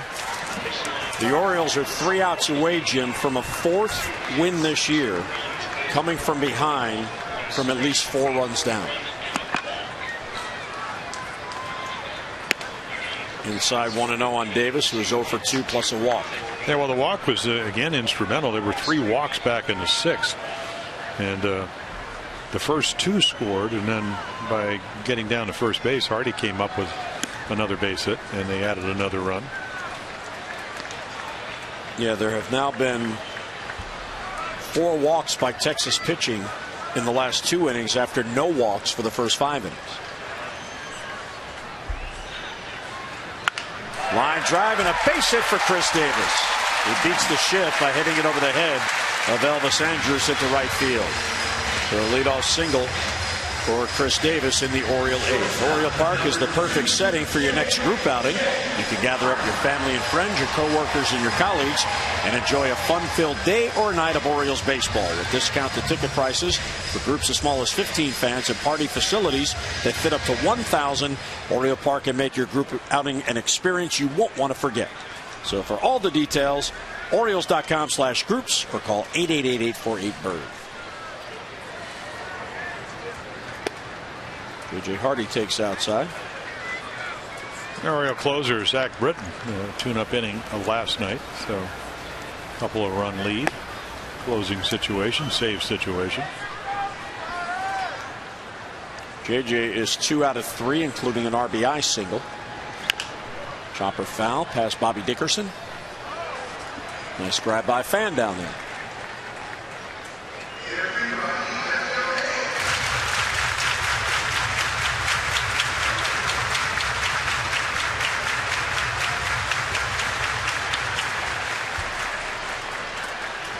One and one on Hardy with Davis at first and Scope on deck. Slow roller. Beltre has 1 play. It's at first and 1 down as Davis gets to second. This copyrighted telecast is presented by authority of the Orioles and may not be reproduced or retransmitted in any form, and the accounts and descriptions of this game may not be disseminated without the express written consent of the Orioles. Well, it has started raining here at Camden Yards. Orioles are 3 outs away from a win, batting here in the 8th. A lot of weather in the area, and it was chance of all night. The grounds crew is behind the tarpaulin. And it's outside 1-0.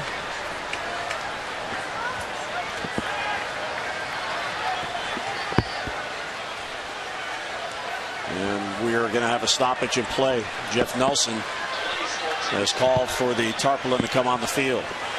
Yeah, they don't want the field because, again, with all the radar now, the last thing they want to have happen, it's going to rain, but you don't want the field to become unplayable, or we got to spend hours or an hour or so getting it back into shape. So get the tarp on. Yes, it can be annoying, but this is what you got to do. So the grounds crew doing its job to get that tarpaulin on the field as quickly as possible.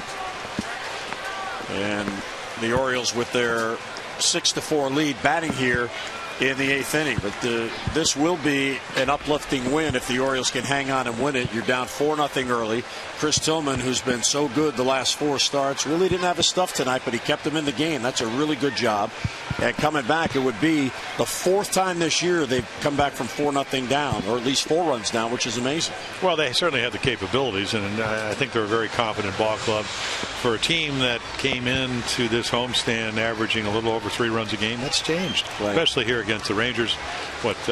7 and 8 runs, 15 runs, only gave up 4. So again, Chris Tillman, not a great game, but you're right. It was kind of like you didn't have a lead, but it's kind of like a prevent defense in the NFL, where you don't want to you give him some runs or some points, but you don't want to give him a lot of them, and he was able to do that. And then the kid Miles Michaelis pitched very well for them, but he just had that one inning, the beginning of the 6th inning, walked a couple of guys, and then the Orioles got to the Jason Frazier in the bullpen, and all of a sudden you got yourself a lead.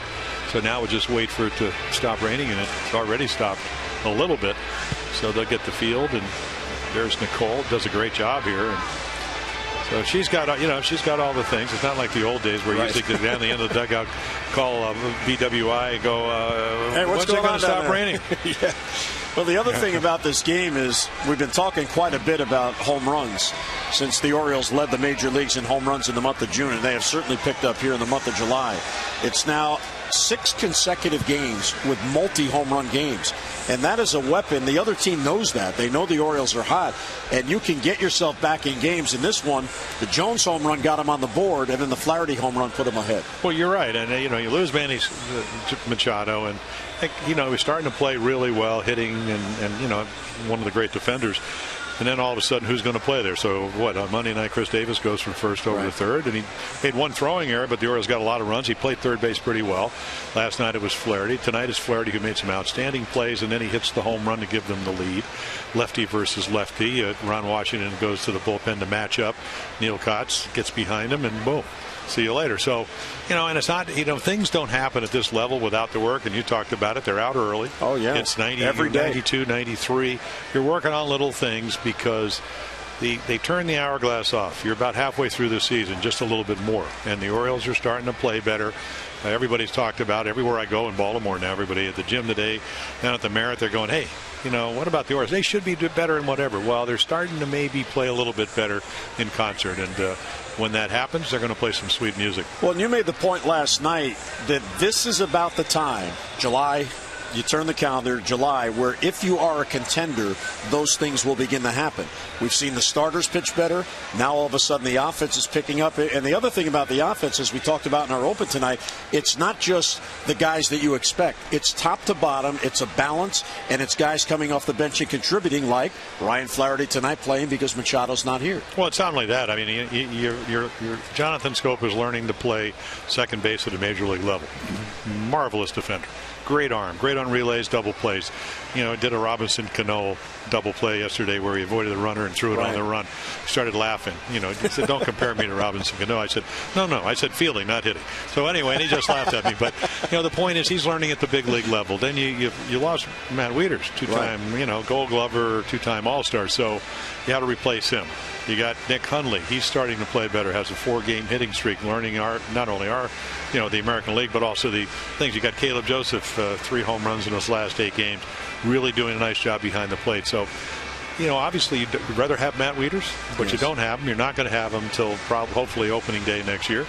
So you make the best of it. And the one thing about the Orioles, Buck Showalter doesn't allow them to mope or feel sorry for themselves. It's just not the way it is. So, things are where they are. They're playing a little bit better.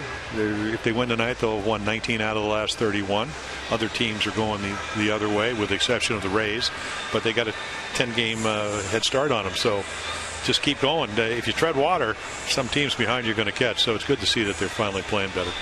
Well, we are in a rain delay here at Camden Yards, although at the moment it is not raining. Of course, they go on reports, and they must have had reports that a bad storm was coming, and the grounds crew's there. They're ready to take off the tarpaulin as soon as Jeff Nelson gives them the order.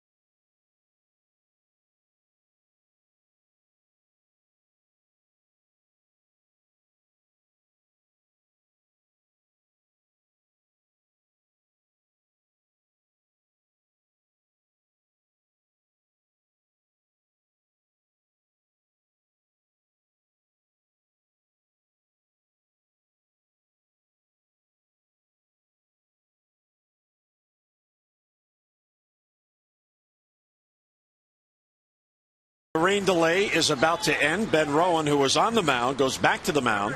And the Orioles batting here in the bottom of the 8th, leading it 6-4. Have Chris Davis at second base and 1 down. And Jonathan Scope is up with a count of 1-0. So Rowan was on the mound before the rain delay, and he comes back after the rain delay. Now, Darren O'Day pitched the 8th. Zach Britton was getting ready to pitch the 9th, and looks like he's about to do so again. Well, it's still a 2-run lead. It's still a save situation. And what time did that rain delay start? I don't recall. I know you've been quizzing me now for quite some time, but I didn't write down the time. We'll find out now. And there's Jonathan bouncing it to third. Beltre has it. And he throws out Scope and 2 down. An hour and 38 minutes, more or less, ish. So let's do some deductive subtraction. We come up with a while ago, probably about 10-20ish. Yeah. Somewhere in there. Let's see, 40, carry the 1. Yeah, whatever. So with first base open and Ryan Flaherty up, he'll be walked intentionally, so he'll go after Caleb Joseph. They'll get the righty-righty matchup. So you hit a home run to give your team the lead, you get respect, and you get walked. Well, they thought they matched up the last time. It wasn't they brought Neil Kotson, a left-hander, and he got behind Ryan Flaherty, 3-1, and he hit a home run, gave him the lead. And we saw Zach Britton there. Caleb Joseph on deck. He'll bat next. Well, if you're Ron Washington, you're going to pitch to the guy you think that you have a better chance of getting out. And you know the big difference between being down 6-4, 7-4 is the 2 runs versus 3 is huge. They know how difficult it is to get runners off on Zach Britton, but it's a lot easier to get one than having to get a couple of guys on and doesn't throw very many home runs. So Caleb Joseph try to get onto the board for the first time. Hitless so far. And came into the game with a 2-game hitting streak, batting .300 over his last 8 games. Struck out twice tonight and bounced into a double play. But again, the lower part of this lineup has been tremendous in this series. And it's a strike, and here's what he did last night. Went down and got it. Yeah, a 3-1 pitch, looking for his pitch off of Nick Martinez, and 2-run shot, and gave the Orioles the early cushion, which certainly makes it a lot easier to pitch with if you're pitching well. There's a nice pitch down and away. So high strike, low strike. Ben Rowan is the 4th pitcher. Miles Michaelis came up from AAA yesterday and made his first major league start tonight, his 28th big league appearance. No decision for him. And Caleb pops it up. Odor will call off Andrews, and the second baseman has it, and the inning ends. So we're through 8. Zach Britton will come on and look for the save. Birds are 3 outs away from a win.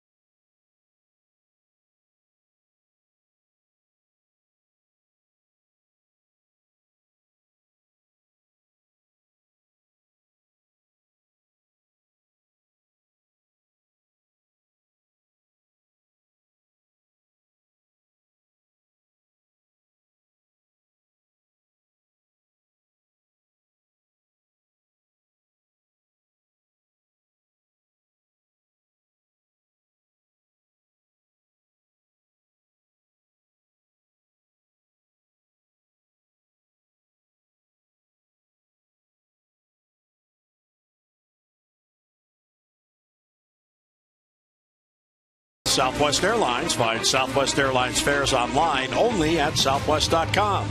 And by Coons. When you're talking cars, you're talking Coons. Well, light rain has started again here at Camden Yards. This game 3 outs away from completion.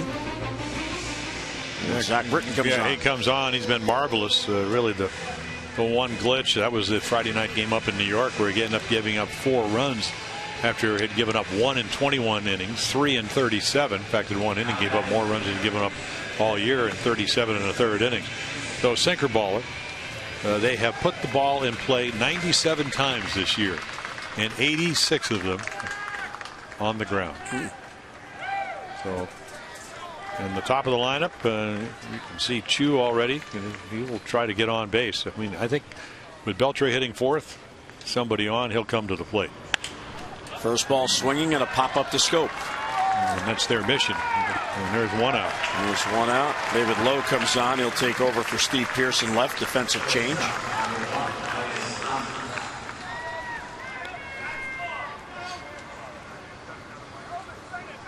You got to be very careful with Elvis Andrus that he may push a bunt.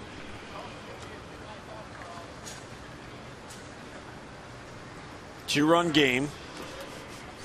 Orioles trailed 4-0 heading to the bottom of the 3rd. Got 1 back in the 4th on the Jones home run, 3 in the 6th to tie, and 2 in the 7th. And Zach misses down and away, 1-0. Brad Brock is the pitcher of record on the winning side, and Neil Kotz the pitcher of record on the losing side.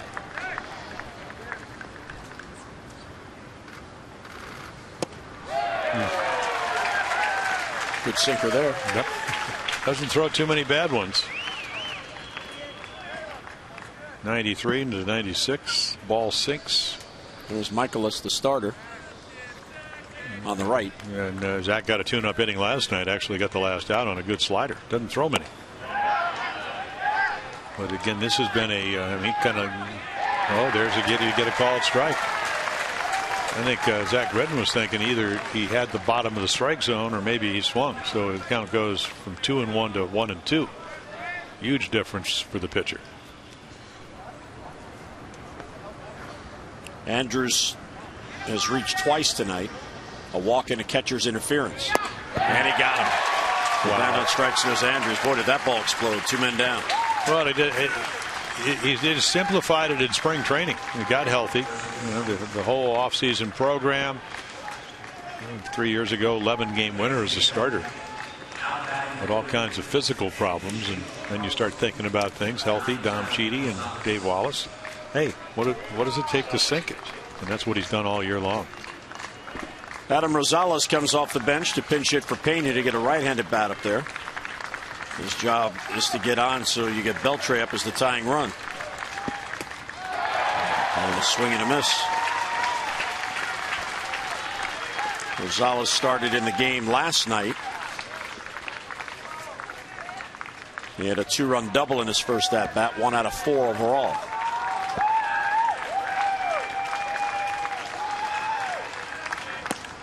And a little bit low, 1-1. And when Britton's on his game, as we approach tomorrow, the midnight hour, remember that happens every spring. Ray Milland, professor that put something on the ball that was allergic to wood. That's the way he can pitch. I mean, look at that. They kind of know what's coming. He very rarely throws a slider. I mean, a little different here with 2 strikes because you have to protect, but he knows it's going to be hard. Bottom drop shot. Not a whole lot you can do with that sinker.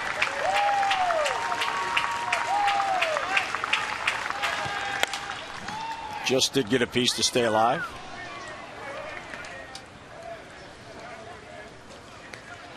Checking his bat to make sure. We saw him. His base hit last night was right over the first base bag, or just inside it. Kind of like the Beltre double off of Chris Tillman earlier in the game. There is Chris sitting next to Ubaldo Jimenez. Struck him out, and the ball game is over. And the Orioles have made it 3 consecutive wins, and this one in style, coming back from 4-0 down to pick up the victory. Orioles win at 6-4. Ryan Flaherty a huge night. Chris Tillman pitches to a no decision. And the Orioles have at least clinched the series, have a chance for a 4-game sweep tomorrow.